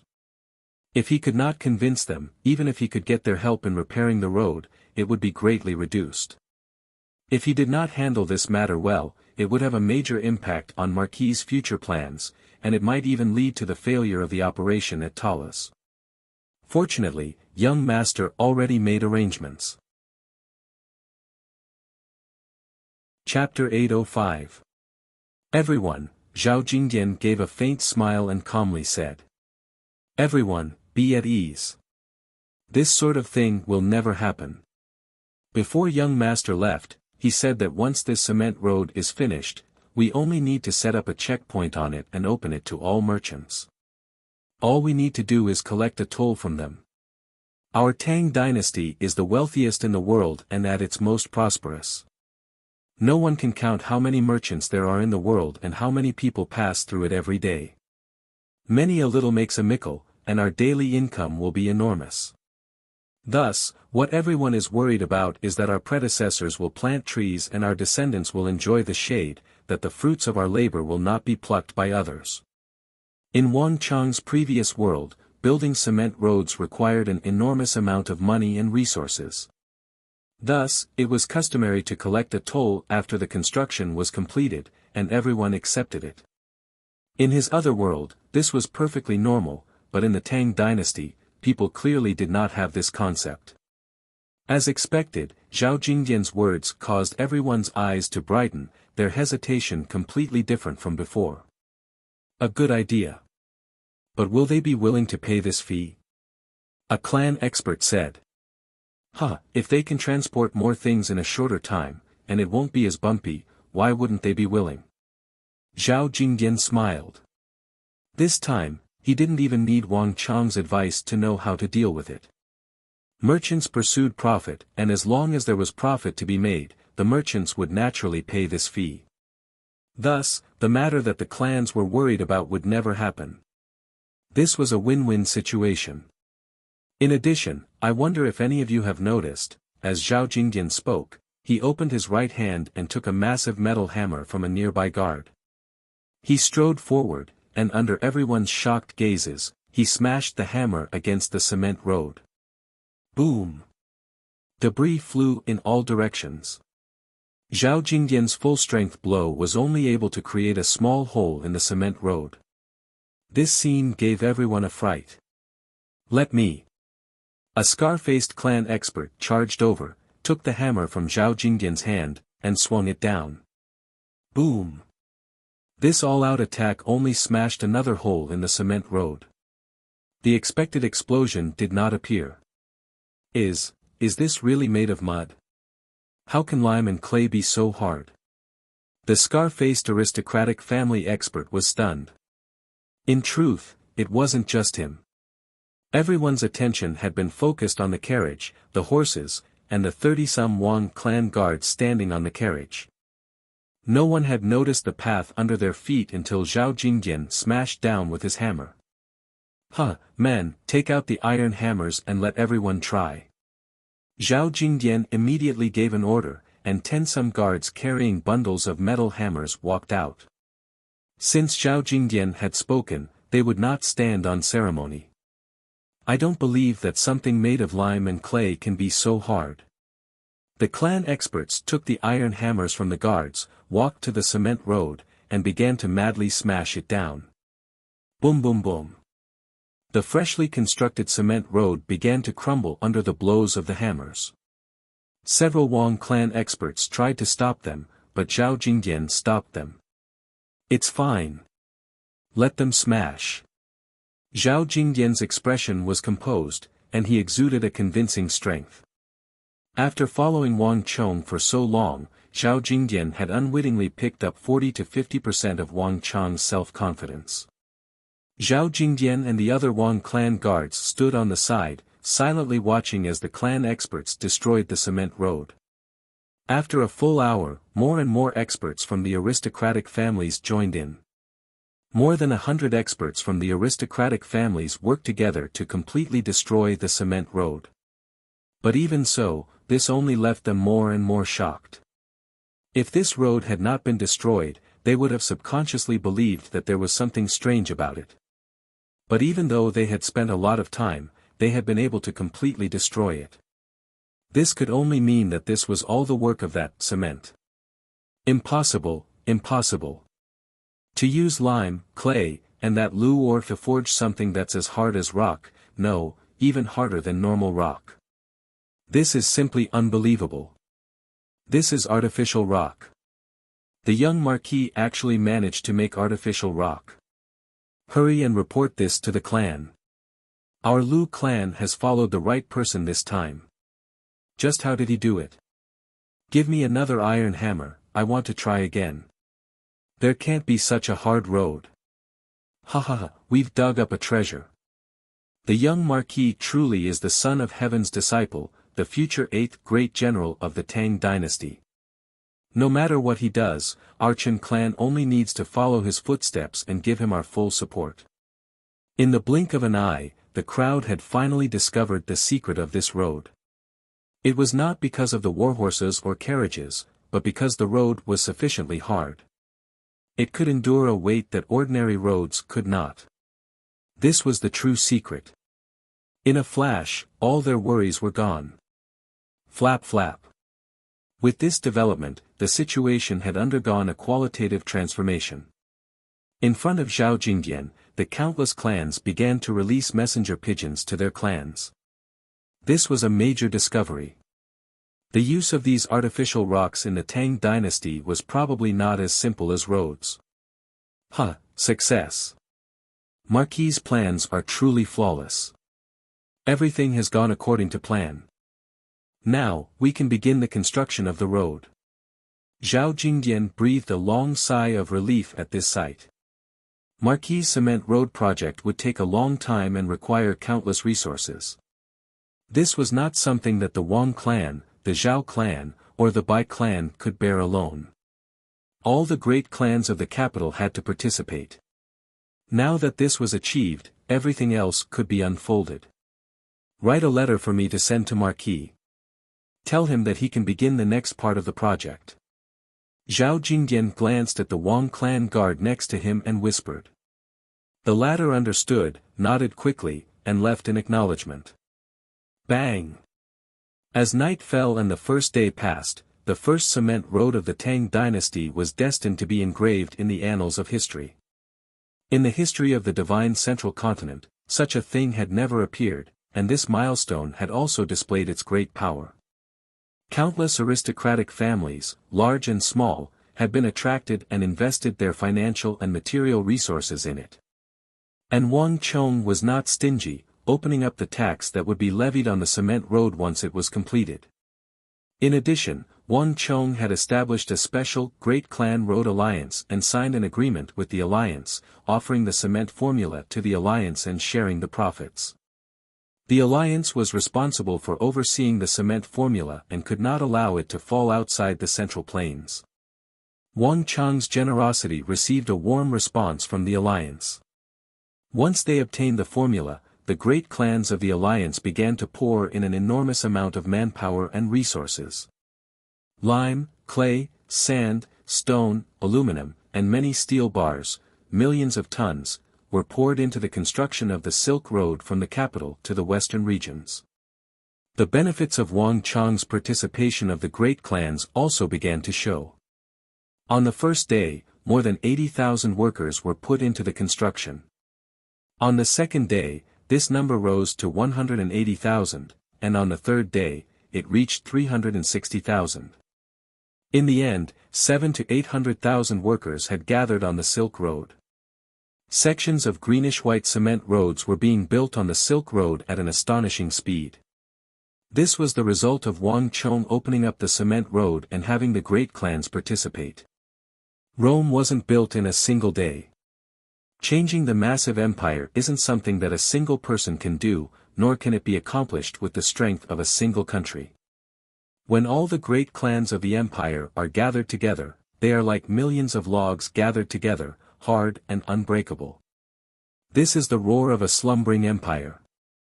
Congratulations to User for completing the second phase of the Empire's Fury mission, Road to Awakening.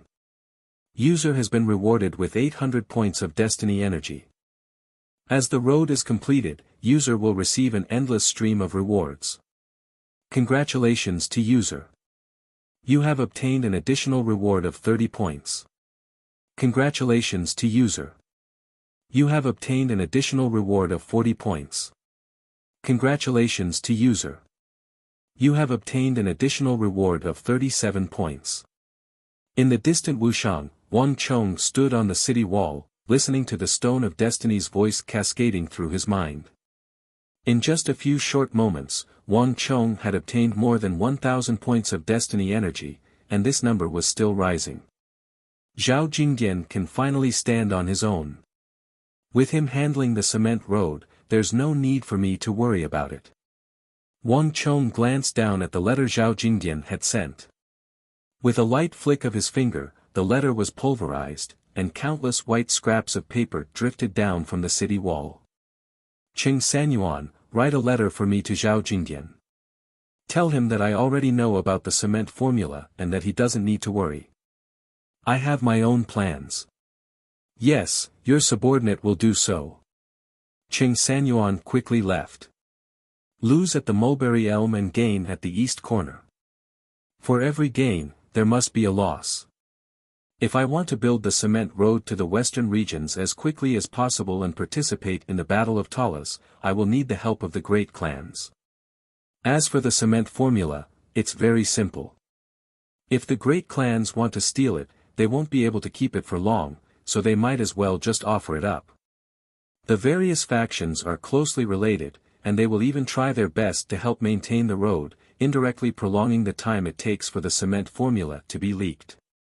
Holding his hands behind his back, Wang Chong watched the winds pass by, a wise and far-sighted light in his eyes. The construction of the cement road was already on the right track, and with Zhao Jingdian handling this matter, Wang Chong could stay out of it. Now, there's another matter. With a thought, Wang Chong turned to another figure. Chapter 806. Your subordinate understands. I will do so. Without another word, Chen Bin jumped down from the gate tower and swiftly left. In this period of time, all the people at Wang Chong's side had sensed a tense atmosphere, and the news that Fulman Linta had been rewarded by the imperial court in Qixi had left all the people in the City of Steel furious. But on Wang Chong's side, everyone sensed that there was another undercurrent of turbulence brewing. The people of the Qixi Protectorate had come to strut around several times, but all of them had managed to endure each time. Although the Qixi Protectorate seemed to be firmly suppressing them, all of them knew that Fomenlinta wouldn't be able to remain smug for much longer. Since Marquis had said that he would leave Qixi, he would definitely do so, and it wouldn't take long. Hiya!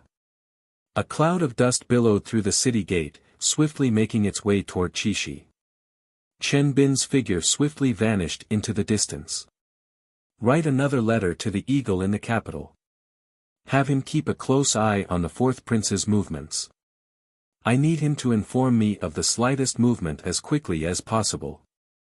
Wang Chong indifferently said. There was no one behind him, but a person replied from the shadows. Your subordinate will go. His figure swiftly vanished into the distance. The walls quickly fell silent, leaving only Wang Chong. After the initial phase of construction, Wuxia's city of steel had become much quieter. This was a period of rest and recuperation. Wang Chong looked into the distance, at the place where the gray heavens and earth met. Although it was quiet all around, Wang Chong could clearly sense that a massive storm was sweeping toward him from the capital. The storm had already begun, and Wang Chong was well aware that this was his last chance to topple Fomenlinta. But Fomenlinta was a crafty old fox. Whether it was letting Dian Mangpoj through the pass, using a borrowed knife to kill someone on the Uzun Plateau, or finally stealing the credit, Fomenlinta had always been flawless and flawless. It was definitely not an easy task to get hold of his weakness. Most importantly, during this process, Wang Chong could not attract the slightest bit of Fomenlinta's attention. Several hundred li away, in the Qixi Protectorate headquarters, creak. There was the soft creak of a door being pushed open, and an old woman with a fatigued expression walked out from the back door of the Protectorate headquarters, carrying a vegetable basket. Her footsteps were trembling, each step taken with extreme care. It seemed like she was spending a great deal of energy. Swoosh! Walking to the corner of the wall, the old woman forcefully threw out the rotten vegetable leaves in the basket. There, the rotten vegetables were piled up, exuding a rancid stench. Foul old woman, Lord Protector General has ordered that you can't buy vegetables past noon. Suddenly, there was a boom as the back door was kicked open.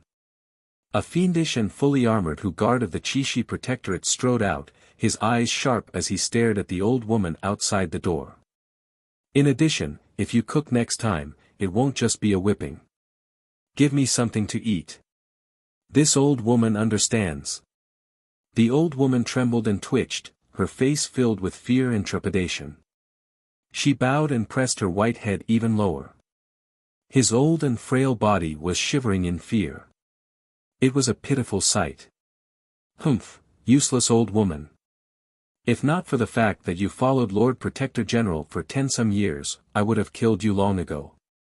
At the back door, the fiendish and fully armored guard cursed and slammed the door. With a loud clang, he finally disappeared. A trace of resentment flashed across the old woman's eyes, but it quickly disappeared. She lowered her head and looked at the crisscrossing blood-red scars on her sleeves. She let out a long sigh in her heart, as if she had accepted her fate. She limped away into the distance.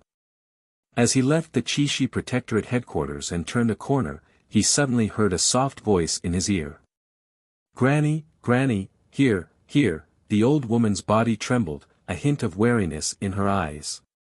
She quickly scanned the area, and when she saw a handsome boy of 18 or 19 standing by the corner, she immediately relaxed. Little Sue, it's you. Didn't I tell you not to go to such trouble? I'll just go buy it myself. The old woman limped over, her expression much gentler as she looked at the boy. This boy was a peddler.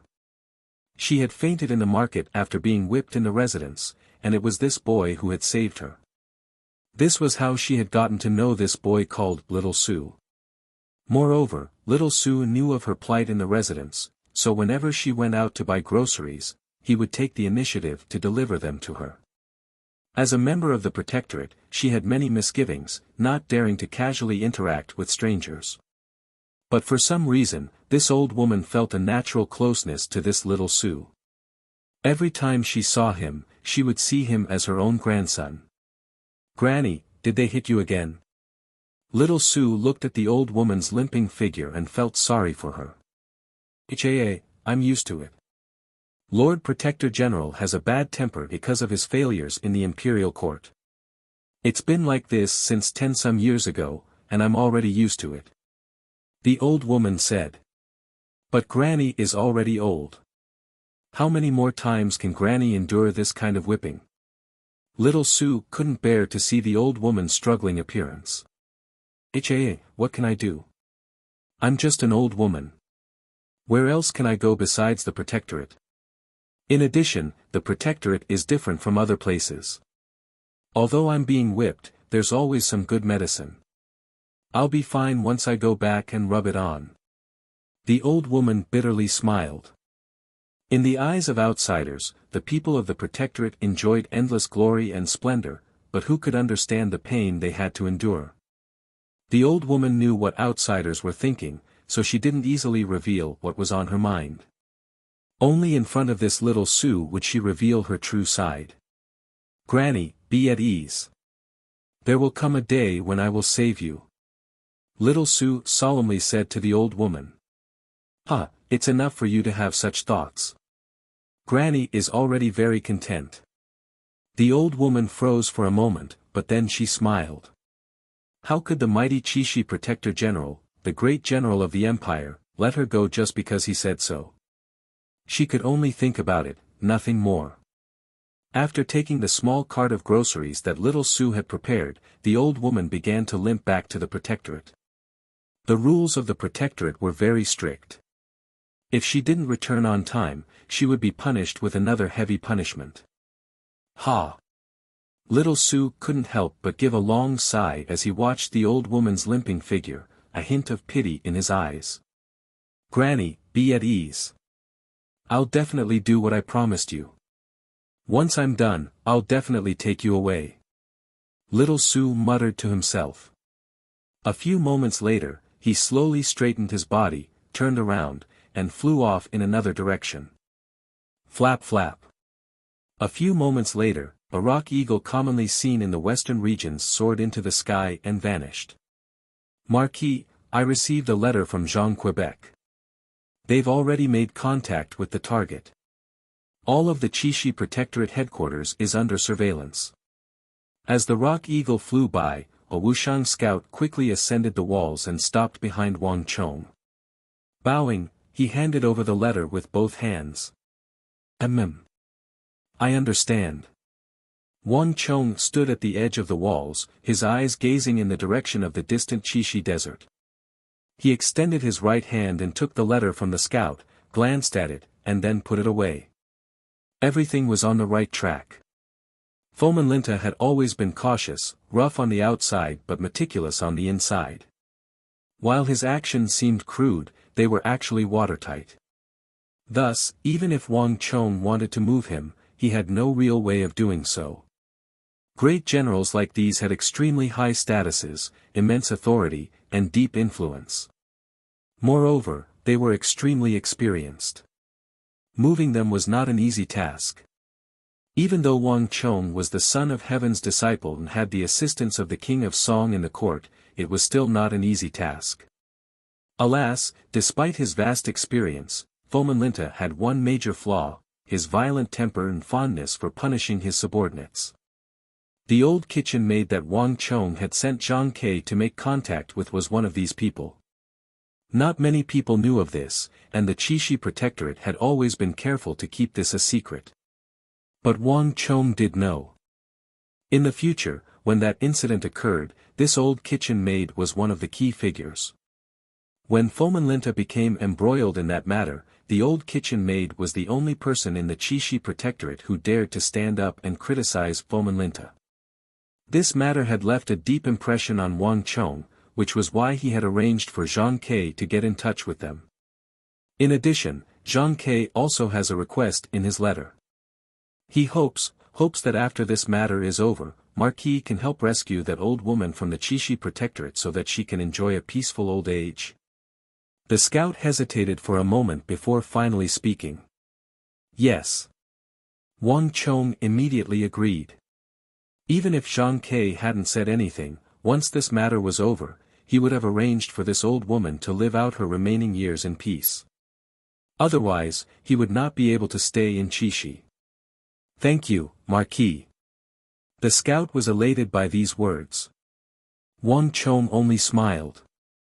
Although Zhang Ke hadn't been in Wuxiang for long, he was very adept at using money and power. He had gotten along well with many of the soldiers in the army, and even this scout was willing to speak up for him. In the blink of an eye, 3 days had gone by. There were many things waiting to be done in the City of Steel. A complete fief was not as simple as carving out a piece of land and building a city. There were many things that needed to be taken care of if he wanted this place to be developed in the manner he envisioned. Early in the morning, while Wang Chong was in his residence in the City of Steel taking care of some documents, he suddenly heard hurried footsteps rushing into his residence. "Marquis, Zhang Ke has sent word that there's been some activity from the Qixi Protectorate." The guard's words were concise and comprehensive. Wang Chong had been in the middle of his work, but when he heard these words, he grimaced and raised his head. Bang! Not long after this guard rushed in, another gust of wind rushed in. "Marquis, Lord Su has sent word that the Qixi Protectorate has left Qixi." The second guard rushed in after him. Chapter 808. The matter had started last night. In Foman Linta's residence, the old kitchen maid, who had been preparing meals for everyone, had suddenly noticed that several dishes were missing.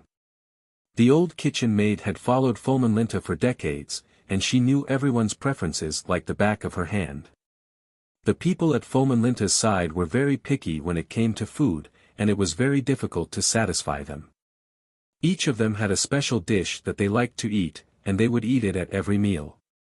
Over the years, only the old kitchen maid's cooking had been able to satisfy their tastes. This was also why, despite her age, Foman Linta had kept her by his side. Foman Linta was very cautious. He never allowed others to interfere with important matters, much less let them know. Thus, although the old kitchen maid had been with him for decades, she had rarely come into contact with his core secrets. But no matter how careful Foman Linta was, he still had to have 3 meals a day. The old kitchen maid only needed a glance to know which dishes were missing and which were missing to know which of Foman Linta's people were present and which were not. But this sort of thing could only be used as a clue, not as solid evidence. Thus, Zhang Ke had been confirming it since yesterday. In the morning, when he was almost certain, he immediately reported it to Wang Chong. "How many people are missing from Foman Linta's residence?" Wang Chong asked, his brow tightly furrowed. 5. At the very least, it's 5, because 5 dishes are missing. But it might be more than that, because we can't rule out the possibility that some people might have left during the meal. In short, this matter is very unusual. At the very least, it's definitely not normal for 5 people's dishes to suddenly be missing. Zhang Ke sternly said, his expression solemn. Zhang Ke had been rushing back to the City of Steel after confirming the matter and sending the messenger pigeon. Not long after, he arrived at the City of Steel. The young Marquis would never do anything without reason. Whether it was before the Southwestern War had even begun, he had spent all his wealth to build some strange steel walls, or not too long ago, when he had suddenly led an army to Longxi, only to find a secret path to attack Zhangzheng and destroy one of their training camps. After spending so much time with the young Marquis, one would unwittingly become accustomed to his style. Although Wang Chong had not explicitly said that this matter involved the Imperial Protector General Foman Linta, even the stupidest person would know that this was no small matter. The slightest carelessness could result in a landslide that could alter the entire structure of the empire. And Marquis's influence might also reach its limit in this matter. Because of this, Zhang Ke had immediately rushed to Wang Chong's side to report what had happened. "Su Ke, how many do you have on your side? Have there been any oversights?" Wang Chong solemnly turned his head to Su Ke. Zhang Ke was far from the only one who had noticed the anomaly. Su Ke had also noticed it. After this incident, Wang Chong decided to summon him over. Marquis, according to your orders, we've already used the thousandly incense to tamper with all of Fomenlinta's trusted subordinates. As soon as they leave Qixi and get within a certain distance, we'll immediately sense them. Su Ke was speaking of a special kind of incense, a method used by those of the martial arts world to track their targets. The person who used this thousandly incense would first place a base incense on the target and then have a well-trained mastiff smell it. Once the target was a certain distance away, the scent would fade and the mastiff would begin to madly bark, completely different from its usual quiet and docile self. Su Ke did not know how to use this sort of thing. This method had been suggested by the eagle. Wang Chong had entrusted this task to Yang Hongchang of the western regions. The Yang clan had been operating in the western regions for many years and knew all sorts of methods. In less than a day, Yang Hongchang had sent over all the mastiffs and thousandly incense that Wang Chong needed. I've already confirmed that there are at least 7 mastiffs barking at the same time. 7 of them should have already left the western regions. Su Ke said. The mood in the room was extremely solemn, and Wang Chong's brow was deeply furrowed. When he said nothing, no one dared to even breathe too loudly. All of them could sense a hint of tension and gravity from Wang Chong's body. It was clear that this matter was extremely serious. 5, 7. Fomenlinta, just what are you doing? Which one is your true goal? Or have you already sensed something? Wang Chong raised his head, the index and middle fingers of his right hand unconsciously tapping against his palm as countless thoughts flitted through his mind. If everything went as expected, the Shuiyang Palace incident that would shake the entire court was about to take place. As Qixi Protector General, Fomenlinta was now embroiled in the war of the princes of the capital. This was a major taboo for a great general of the border. In any dynasty, this was a taboo that the sovereigns and important ministers of the court would censure. Countless generals in the army had been removed from their positions because of this reason. But when this incident broke out, although it had shaken the world and Fomenlinta had received a flurry of impeachment letters, he had been lucky enough to escape the calamity because he lacked the most crucial evidence.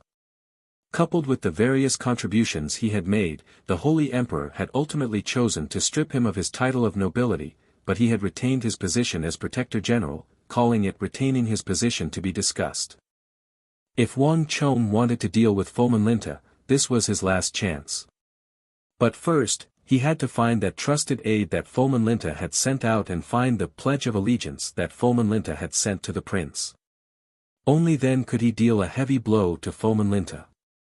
Although the Shuiyang Palace incident had caused a huge uproar, involving many great generals of the border and enraging the Holy Emperor, the lack of that pledge of allegiance had prevented Fomenlinta from being convicted. And after that incident, Fomenlinta had become extremely cautious, even more conservative than he had ever been. He would not allow anyone to use him against him, making it impossible for anyone to find a flaw in him. If the situation developed once more, all of Wang Chong's previous efforts would have been for naught. Wang Chong's battle at the triangular gap on the Yuzhen Plateau would have been pointless, and the entire Qixi Protectorate would be firmly in Fomenlinta's hands. And as long as Fomenlinta remained in his position, Wang Chong's movements in the western regions would be hampered in every possible way, and all his plans for the future would come to a premature end.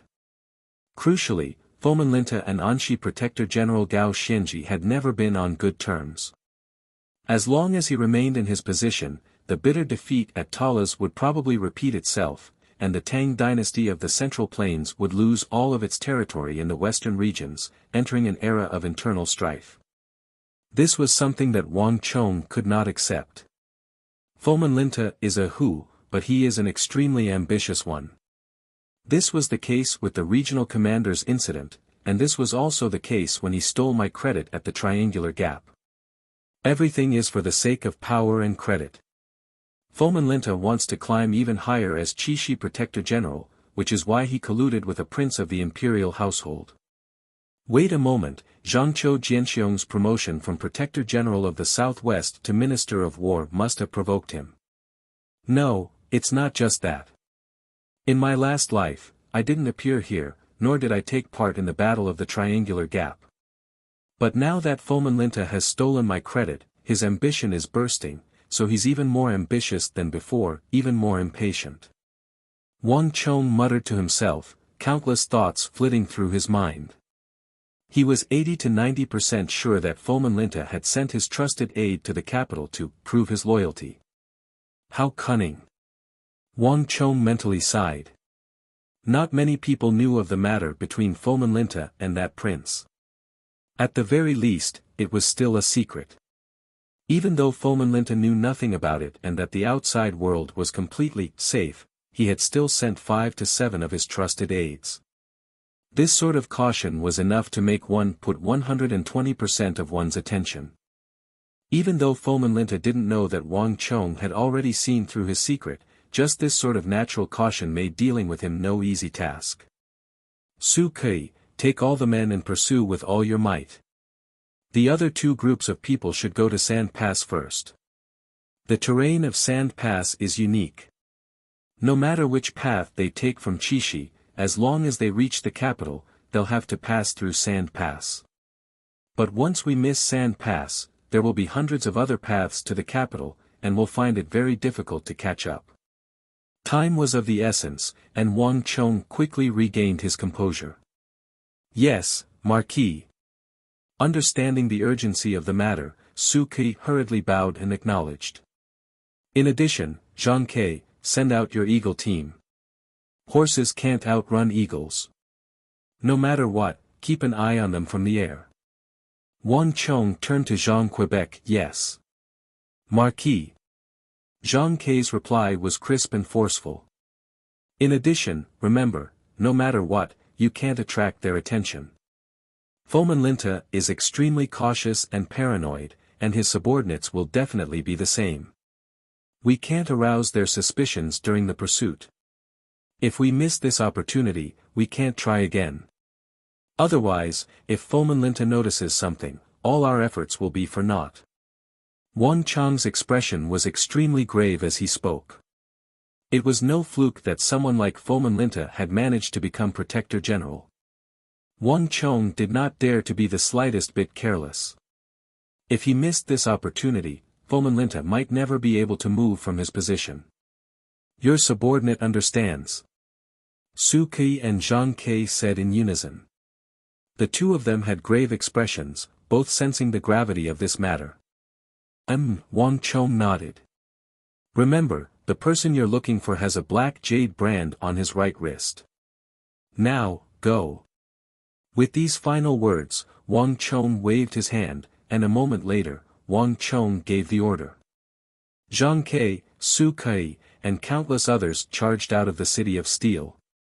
Marquis, do you need me to go? With my speed, I can definitely catch up to them. Chapter 809. No. Wang Chong waved his hand, his expression solemn as he refused without hesitation. We still don't know who Foman Linta's letter is with, Wang Chong said. Perhaps he used some other method to separate the letter and give it to someone else, and then it returned to his trusted aides. This kind of method had appeared in the past dynasties. Foman Linta can't be careless about such an important matter. Foman Linta has already noticed you in the battle at the Triangular Gap on the Yuzhen Plateau. Moreover, your body is so large that the moment you leave the City of Steel, you'll quickly attract the attention of others. That will only backfire and give Foman Linta a warning in advance. At that time, the mission might fail. This. Li Sai was stunned and speechless for a moment. Everyone had their strengths and weaknesses, and Wang Chong's words were something that he had never expected. Even though he was invincible on the battlefield, he seemed to be unable to do anything in this matter. Enough. I have my own plans for this matter. This is not a matter that can be resolved with strength. It's not just you. Even I can't do anything right now. Leave everything to Zhang Ke and Su Kui. Wang Chong said. Hurry.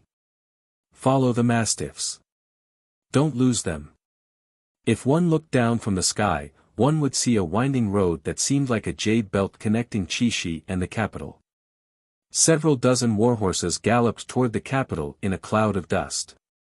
At the very front of this group were 5 pitch-black, strangely shaped mastiffs with bulging muscles.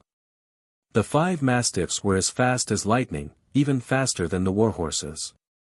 They howled as they chased, their noses twitching in the air as if they were smelling something. But soon enough, the 5 mastiffs that were running side by side split up. "Milord, look!"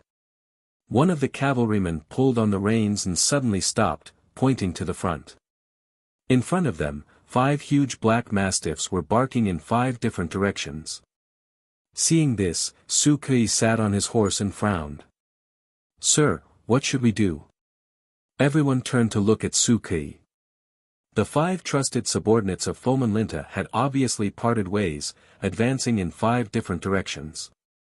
If they continued to follow, they would have to split into 5 different directions. "Has the news from the other 2 routes reached Marquis?" Su Kui asked without turning his head. "Milord, my subordinates have already sent a messenger pigeon." As expected, Marquis should already know that the other 2 trusted subordinates of Foman Linta did not leave Qixi after the banquet, but went to the Yuzhen Plateau. A scout half knelt on the ground and said, "Very good. Now, we only need to follow these 5 groups. Do you remember what I told you before we set off?" Su Kui asked. "Understood. No matter what we do, we can't attract the attention of Foman Linta or those people," the scout sternly said. "It's good that you remember. It's good that you remember. The Marquis values this very much. Let's proceed according to the plan. Remember. Even if the mission fails, we can't arouse their suspicions or vigilance."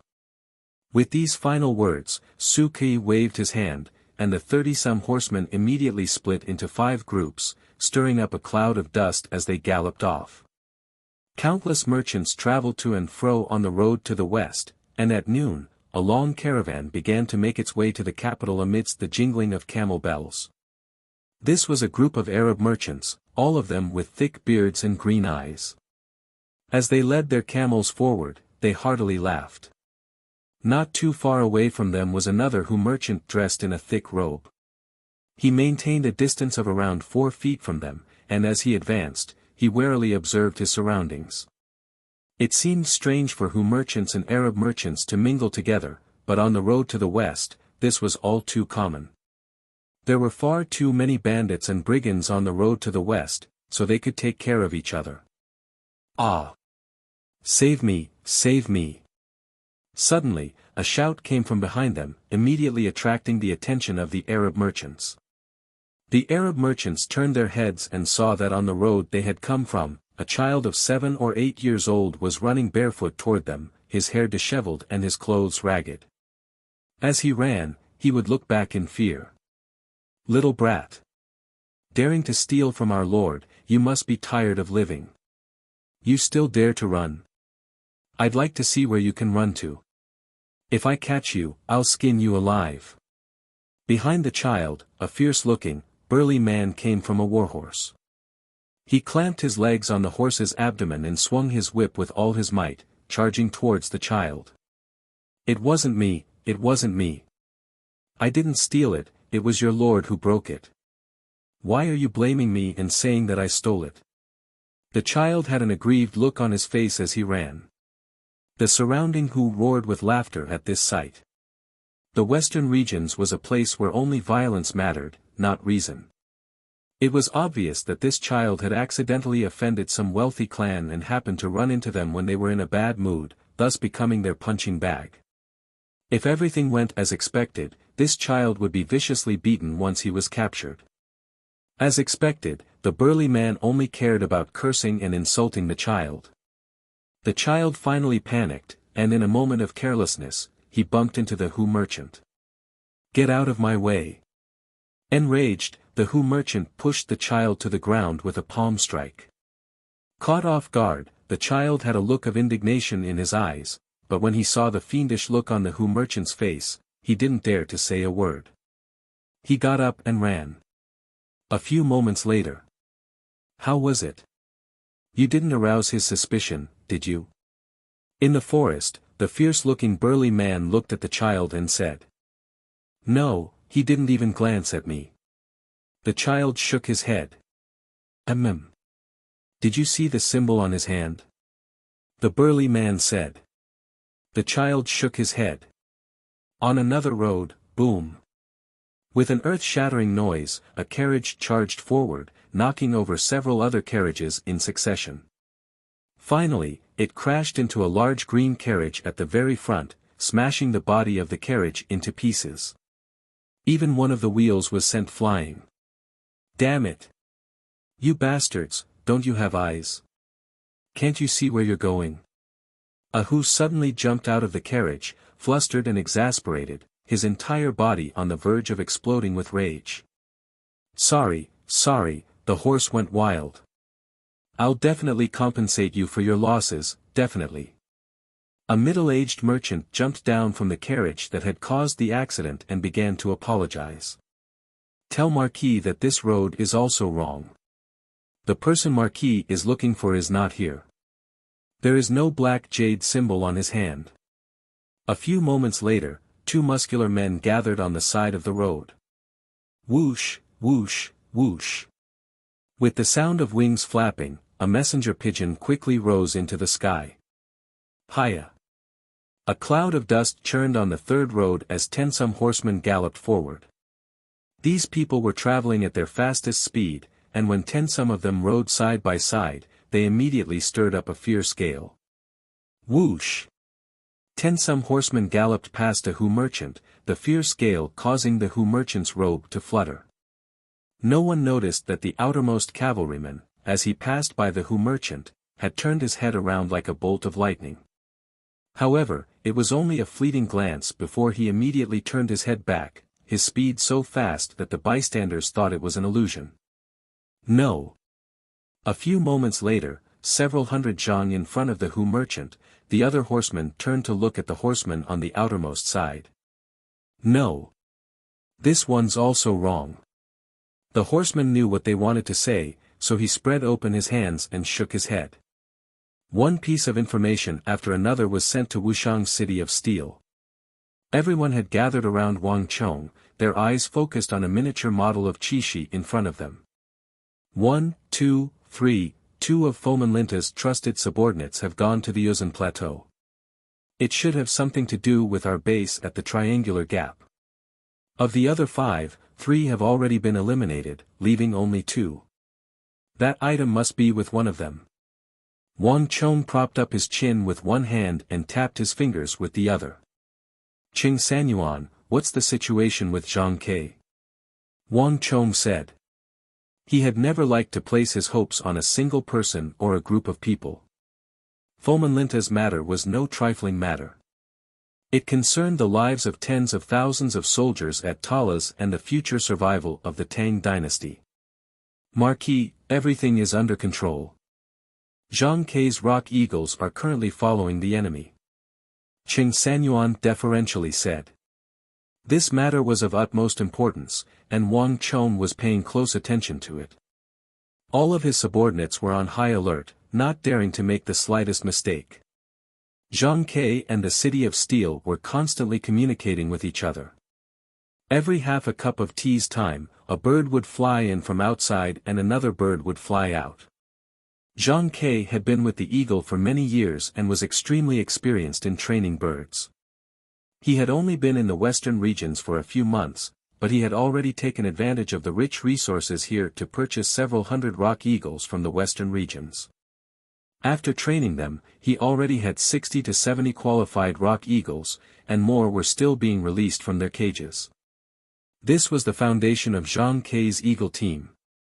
As for the rock eagle on Zhang Ke's shoulder, it had become the eagle king of this team.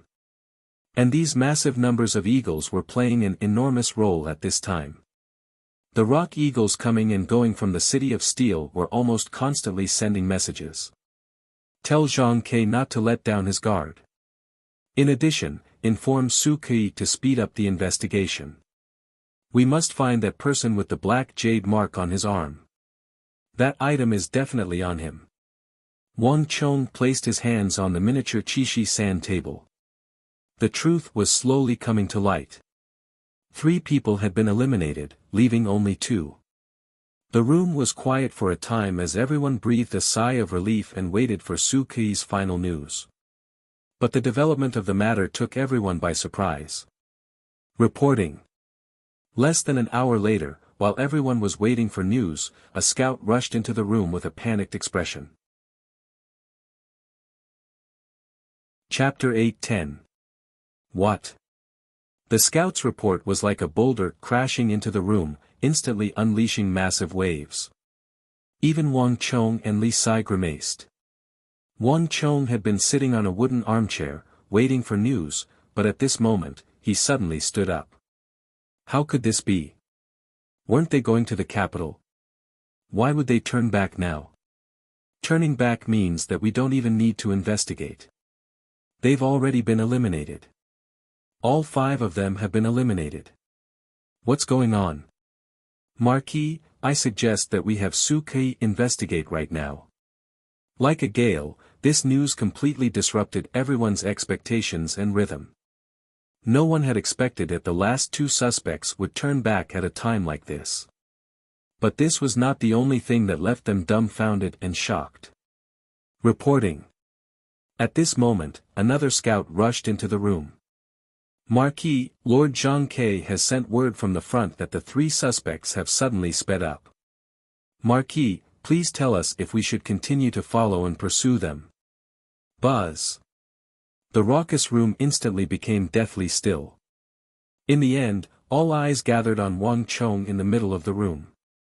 Everyone's astonishment was clear on their faces. The situation had taken a 180-degree turn. Those who were suspicious were suddenly no longer suspicious, and those who weren't suspicious were suddenly suspicious. In a flash, everyone was at a loss as to what to do next.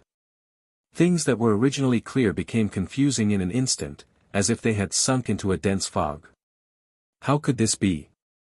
Wang Chong stood in the room, his mind in even more disarray than the others. The envoy sent by Foman Linta should have been the one with the black jade seal on his wrist. Those 3 didn't have it, so they could be eliminated as suspects.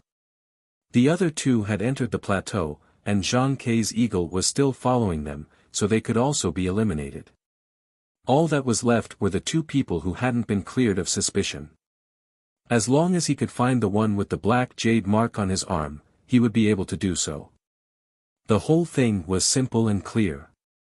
Logically speaking, there shouldn't be any problems. What was the problem? Why did those 2 people suddenly turn back? Could it be that he had made a mistake? At this moment, Wang Chong's mind was in turmoil, and his expression was incomparably solemn. Things had gone wrong, at least not as he had expected. He had to find out what had gone wrong.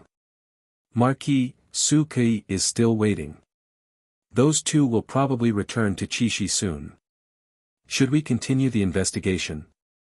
A voice whispered into Wang Chong's ear.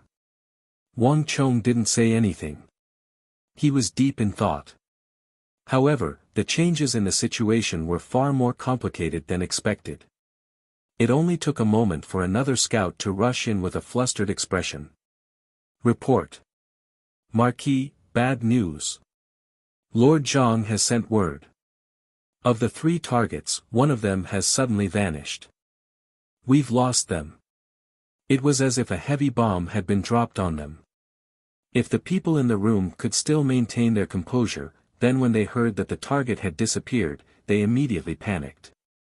This was not the first time that Foman Linta and Marquis had opposed each other, and he had even used Ozen's men. He was truly unscrupulous. If they could not use this chance to bring down Foman Linta, their future in the City of Steel could be easily imagined. Although they didn't know why this had happened, there was no doubt that the target who had suddenly vanished was the person carrying the important letter from Foman Linta. Marquis, there's no time. Why don't we appear now and conduct a full search? We'll definitely find that person. That's right, Marquis. The person who vanished is definitely the true target. We've all been tricked by Fomenlinta. Marquis, let's give chase. Marquis, let me go. Let me. Everyone felt an intense sense of urgency. Time was fleeting. If they did not find the missing person, they would suffer a crushing defeat, and their mission would be a complete failure. Wait. Just when everyone was getting excited and volunteering to go search for that person, a calm voice boomed through the room like a clap of thunder. Without my order, no one is allowed to move. Wang Chang's order was firm and unquestionable, immediately pulling everyone back from their excitement. Everyone, don't act on your own. Marquis will decide everything. Li Sai swept his gaze over the crowd and quickly turned around, striding over to Wang Chang's side. Marquis, if there is a need, I can act at any time. Although I don't know where he went, as long as I have the heart, I believe I can definitely find him. When saying this, Li Sai deliberately lowered his voice, almost only Wang Chong could hear him. Although he did not know what was going on, judging from the current results, it was very likely that there was something wrong with Wang Chang's judgment. It was just that no one mentioned it. No. Wang Chong shook his head, as if he did not hear Li Sai's words. His expression was solemn, completely different from his usual self. This matter is definitely not that simple. At this moment, countless thoughts flashed through his mind. The scenes that had happened in the past kept appearing before his eyes. Fomenlinta did not know of his existence. To be more precise, Fomenlinta did not know that his secret collusion with the prince in the court had been exposed. He also did not know that he was secretly dealing with him in this matter. This was also the precondition for Wang Chong to take him away. Moreover, the matter of the Shuiyang Palace is of great importance. Fomenlinta would never use the ordinary method of sending pigeons. That would be too much of a trifle. Fomenlinta would definitely send one of his trusted aides for such an important matter. Thus, no matter what, the most crucial letter that can prove that Fomenlinta is colluding with the prince must be in the hands of one of Fomenlinta's trusted aides. Wang Chong remained silent, his mind rapidly turning over the matter. In other words, there is no need for Fomenlinta to be so deliberately mystifying, unless he sensed something. This final thought was like an axe cleaving through the darkness. Wang Chang's body trembled, and he suddenly called out. Qing Sanyuan, ask Zhang Ke again. Is there anything else strange besides this? I want to know everything from start to finish. I want to know every single detail. If there is anything suspicious, don't let me off the hook. Wang Chang's shout was abrupt, and his grave expression made everyone sense something. Yes. Qing Sanyuan immediately turned and left. Zhang Ke's reply quickly arrived. Milord, Zhang Ke says that nothing has happened. Ask again. Milord, there truly is nothing strange. Ask again. Milord, Zhang Ke says that not long after scouting the 3 targets, other than finding a few carrier pigeons, there really is nothing else.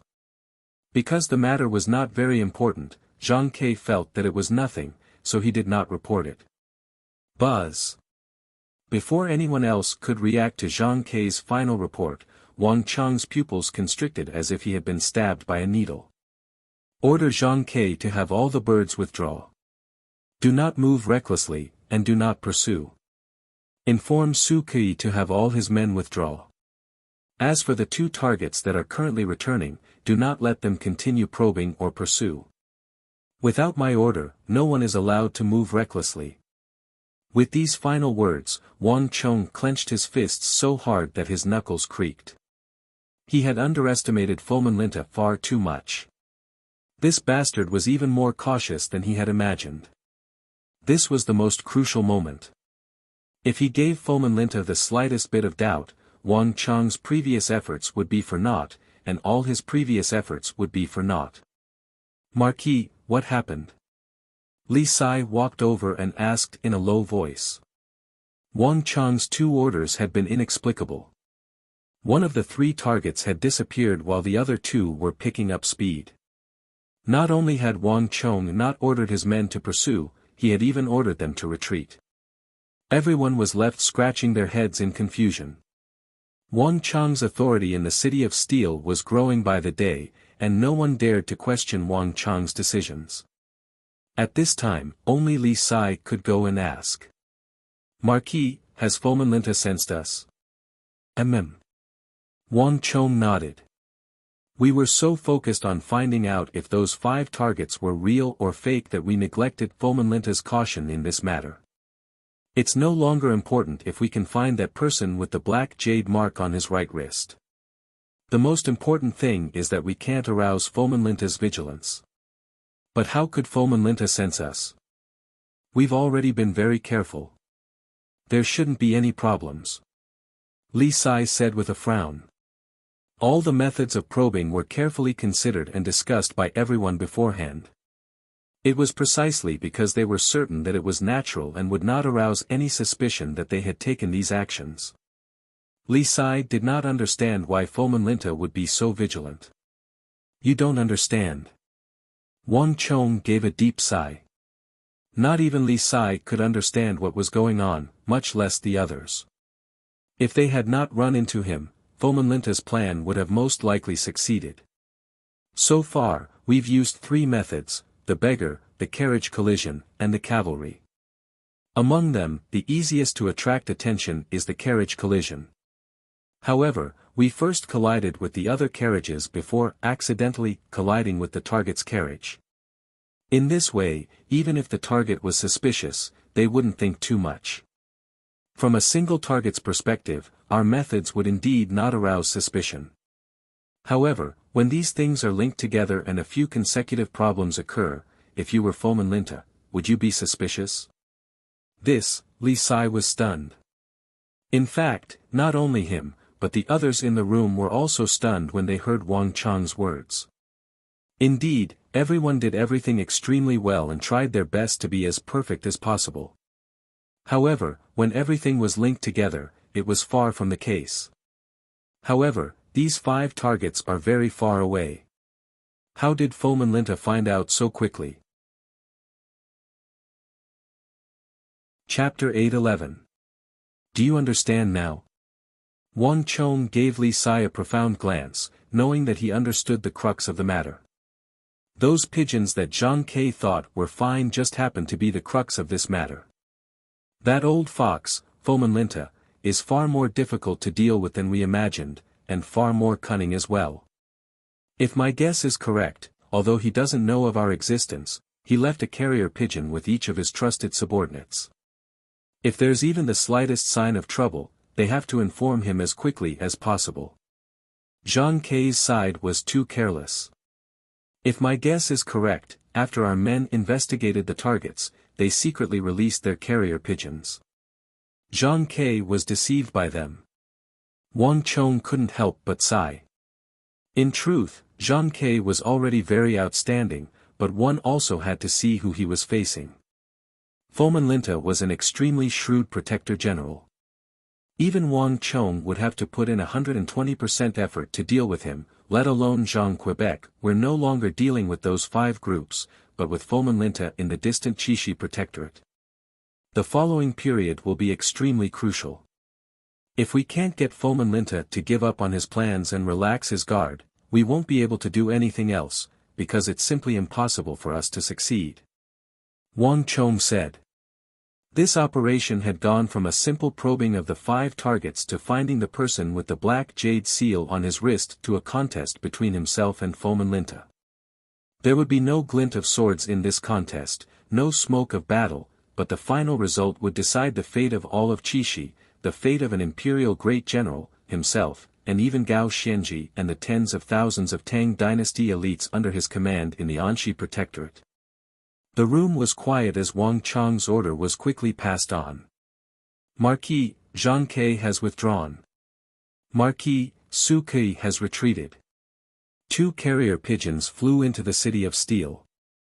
Wang Chang's order had been carried out, and no one in the room dared to breathe too loudly. In the current situation, if Wang Chang's judgment was wrong, they would soon lose the target and the opportunity.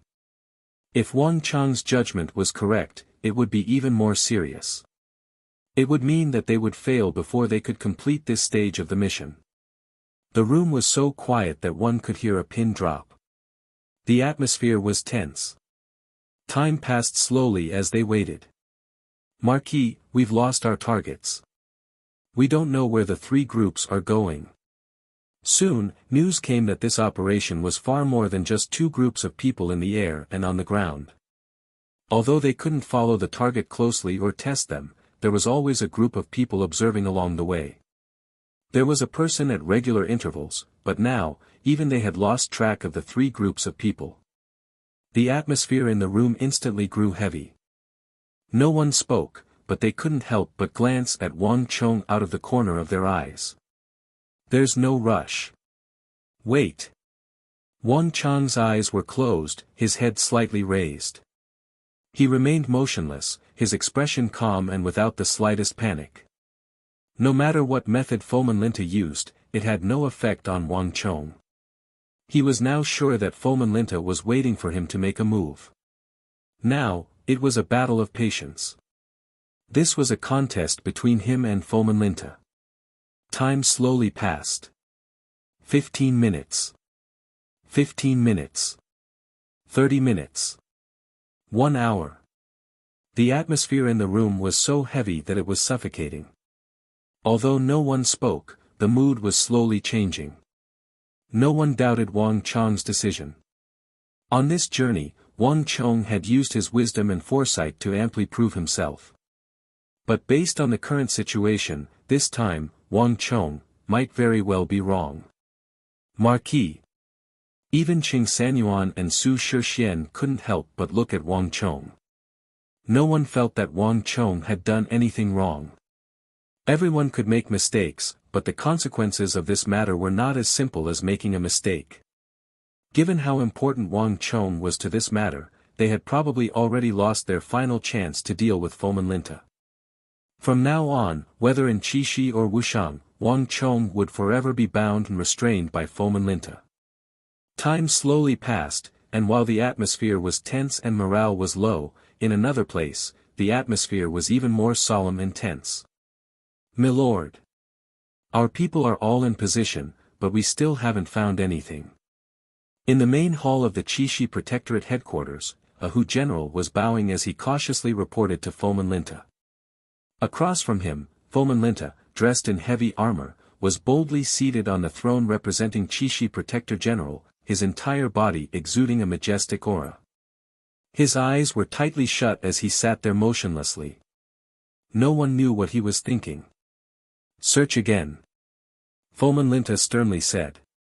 This was the third time he had issued the same order, but no one dared to say anything with the group of generals surrounding him in the hall.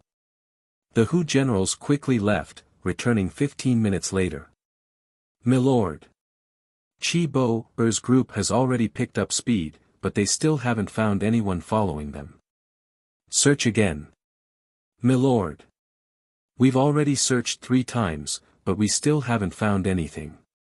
"Search again." "Milord. Qi Bo-er's group is about to reach Sand Pass, but they still haven't found anything." "Search again." "Milord. Qi Bo hasn't found anyone within 60 kilometers of him." "Search again." "Milord. Qi Bo-er and Yi Laoyuo have already reached Sand Pass. Qi Bo-er has sent a messenger pigeon, asking if they should continue forward." With these last words, the hall suddenly lit up. Fomin Linta, seated on his throne, suddenly opened his eyes. At this moment, all was quiet and deathly stillness. Everyone was waiting for Fomin Linta's decision. What's going on? Did my senses really make a mistake? The look in Fomin Linta's eyes flickered, and for the first time, a hint of hesitation appeared on his face. Fomin Linta had always been cautious, especially when it came to that prince of the court. Fomin Linta was even more cautious. Thus, for this operation, Fomin Linta had sent a total of 5 groups of people to the capital. If any of these 5 groups had a problem, Fomin Linta would instinctively feel uneasy, not to mention that 2 groups had problems at the same time. One group had been hit by a young beggar, and the other group had been hit by a madly runaway horse carriage, which had been used as a cover, smashed into pieces. These two incidents seemed normal, as they were very normal occurrences on the Silk Road to the west, but Fomenlinta instinctively felt uneasy. This was also the reason why he urgently summoned two groups of people, while simultaneously ordering the other three groups to speed up. If there really was someone following behind him, Fomenlinta believed that this action would definitely be enough to make the other party panic. As long as the other party followed closely behind, and sped up in pursuit, then the people that Fomenlinta had arranged along the way would immediately discover them. As long as the situation was as he had guessed, Fomenlinta would not hesitate to destroy the letter. There is no harm in being careful. Although Fomenlinta did not believe that anyone would know about his secret dealings with that prince, this was a serious matter. It had always been a taboo for a general of the border to participate in a battle between princes. Fomenlinta did not dare to take this risk. Could it be that I was really mistaken? There really wasn't anything wrong with those two groups. Fomenlinta's expression did not change, but for the first time, he began to doubt his own decision. A long time had already passed, and the people he had arranged to disguise themselves as various people lying in ambush on the road had already investigated several times, but they had not found anything. If there really was someone following him, then they should have found some clues after so long. At the very least, there should have been traces within a range of 60 kilometers. Fomenlinta muttered to himself. At this moment, time seemed to stop. At the same time, Wang Chong was also muttering to himself in silence. For some reason, he felt like something was missing in his mind. Qing Sanyuan, is the cavalryman who was sent to crash into the carriage still there? Wang Chong suddenly said. His words instantly attracted everyone's attention. Yes. Qing Sanyuan subconsciously replied. Tell Su Ke to send that cavalryman to Chishi to repair the carriage.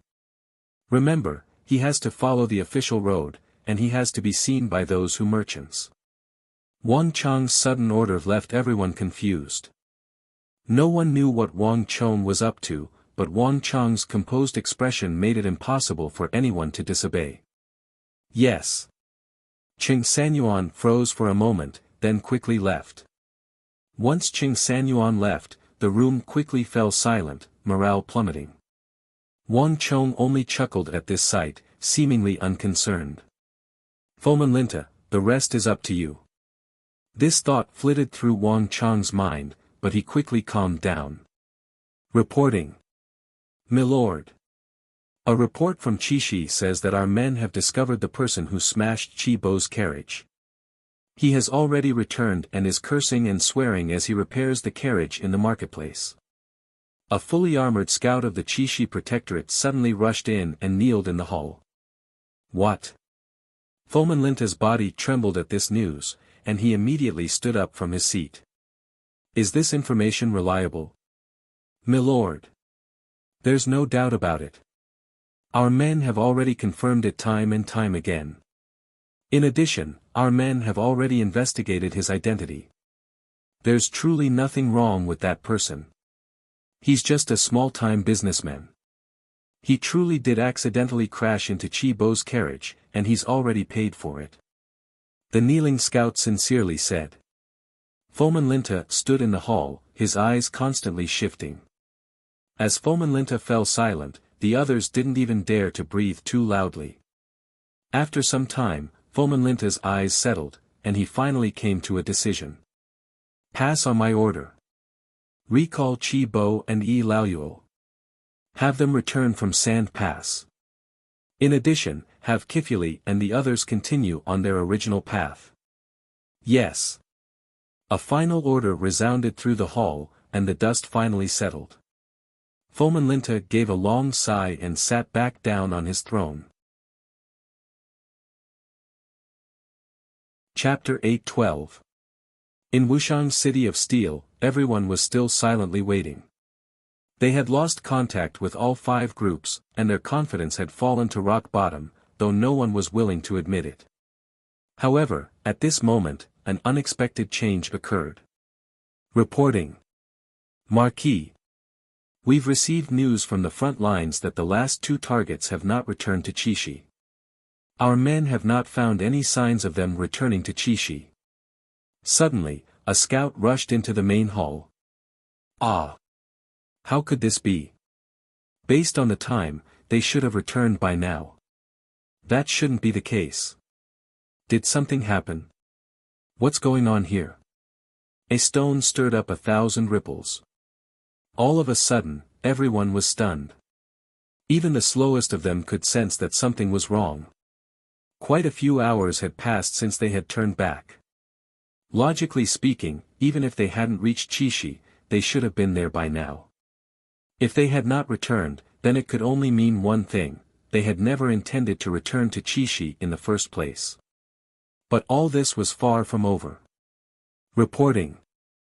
Marquis, Zhang Ke reports that the 3 targets that disappeared have reappeared, and they've already begun to return to Chishi.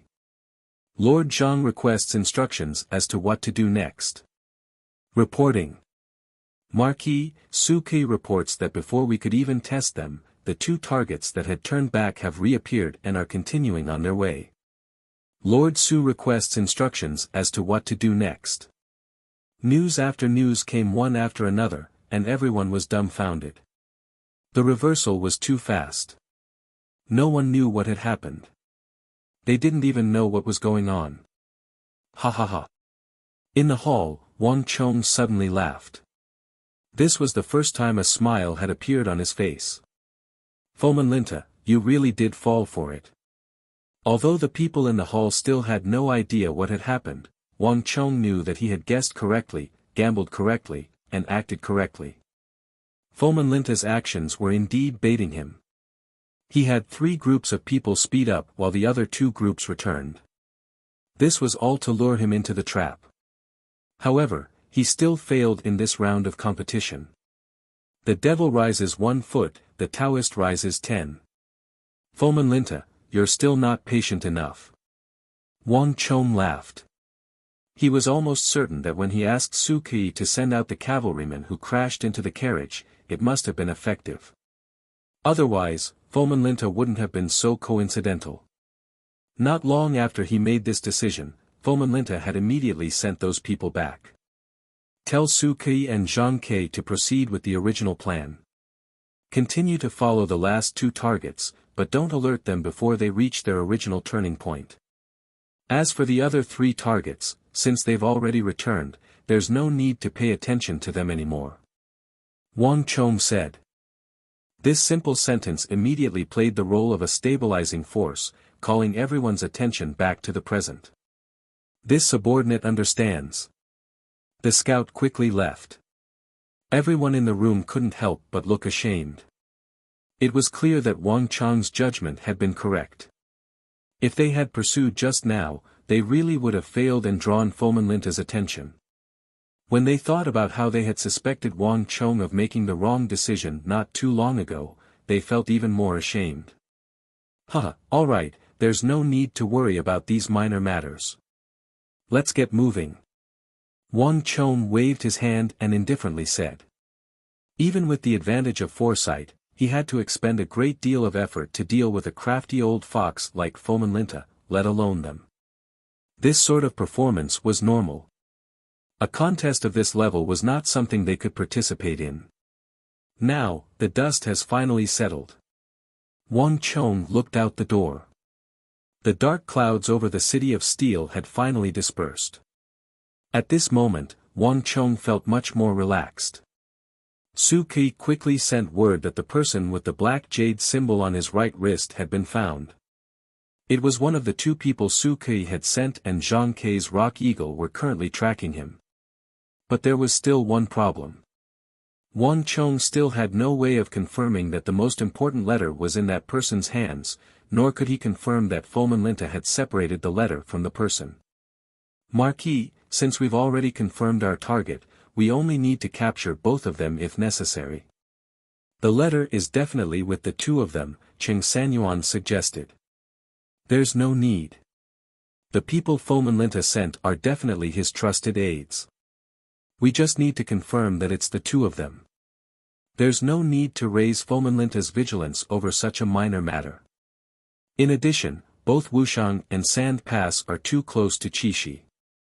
It's hard to say if Fomenlinta has some other method to ensure the safety of the letter on the way. Rash actions are far too dangerous, and they might even provoke an extreme reaction from Fomenlinta. Wang Chong said. There was something else that Wang Chong did not say. This matter did not just involve Fomenlinta, but also that person in the capital. If a problem occurred in Qixi and that prince was alerted, Fomenlinta's mission would also fail. Toppling an imperial great general like Fomenlinta was not as simple as one might imagine. Li Sai, send a letter to the king of Song. Send him a drawing of the target. Leave the rest to the king of Song. Yes. This general will do as you say. A deep voice came from behind him, accompanied by the clanging of armor. Li Sai quickly turned and left the hall. Flap flap. A few moments later, a carrier pigeon soared into the sky, flying toward the capital. In the room, with everything set up, Wang Chong felt like a stone had been lifted from his heart. Reporting. Marquis, there's a lady outside called Su Yiqin requesting an audience. She says that she's your friend. At this moment, a series of footsteps suddenly rang out from outside. A scout hurriedly walked in with the sound of a gust of wind. What? So fast? Wang Chong's eyes brightened, his mind rejoicing. Under the surprised gaze of the scout, he quickly strode through the door and vanished. Within the city of Steel, one building after another had risen from the ground, and the place was bustling with activity.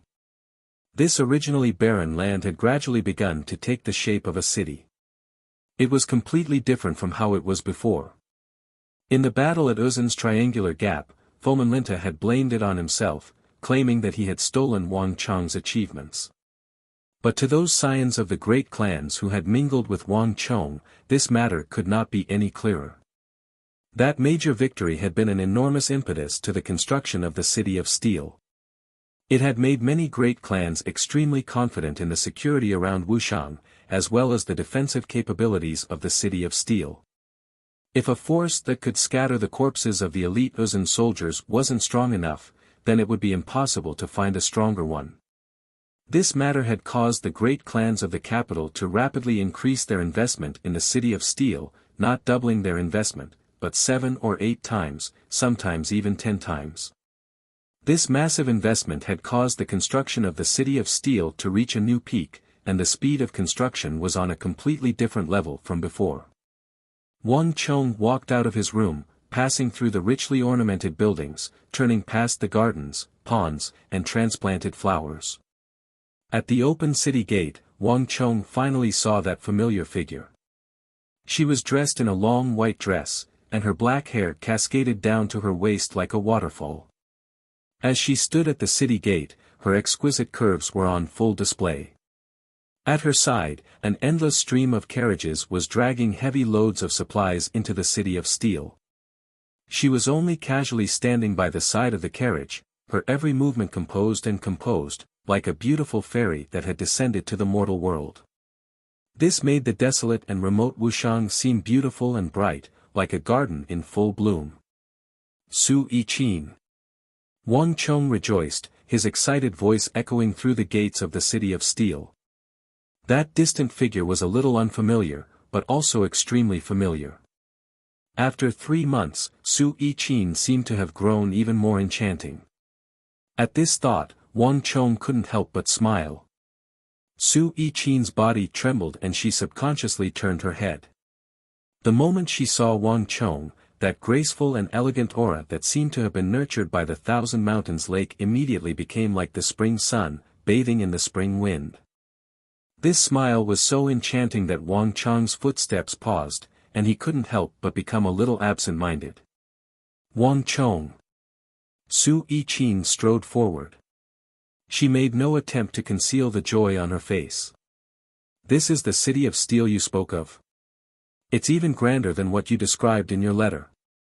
There was a smile on Su Yiqin's lips. It was like she had been in the city of Steel for a very long time. Her eyes glowed as she gazed at the towering city of steel, making no effort to conceal her admiration. Although she had imagined this city of steel before coming here, when she saw it with her own eyes, Su Yiqin realized that it was even more stunning than she had imagined. When she thought about how everything here was Wang Chang's handiwork, Su Yiqin couldn't help but feel even more admiration. That youth who had defeated her in chess at Deflecting Blade Manor had become even more dazzling, even more handsome. Everything that was impossible became easy in his hands. It was as if there was nothing in this world that he couldn't do. It truly is grand, but there are some things that only you can accomplish. Let's go. I'll take you around. In addition, you must be tired from this long journey. I'll have someone arrange a place for you to stay. You're tuning into the Han Li's Wuxia Adventures YouTube channel. We're so grateful for your support, and don't forget to subscribe to join us on this incredible journey through captivating stories. Your generosity through donations truly makes a world of difference, as it's the primary source of revenue that allows me to expand and enhance this channel for you. Thank you from the bottom of my heart for being a part of this adventure.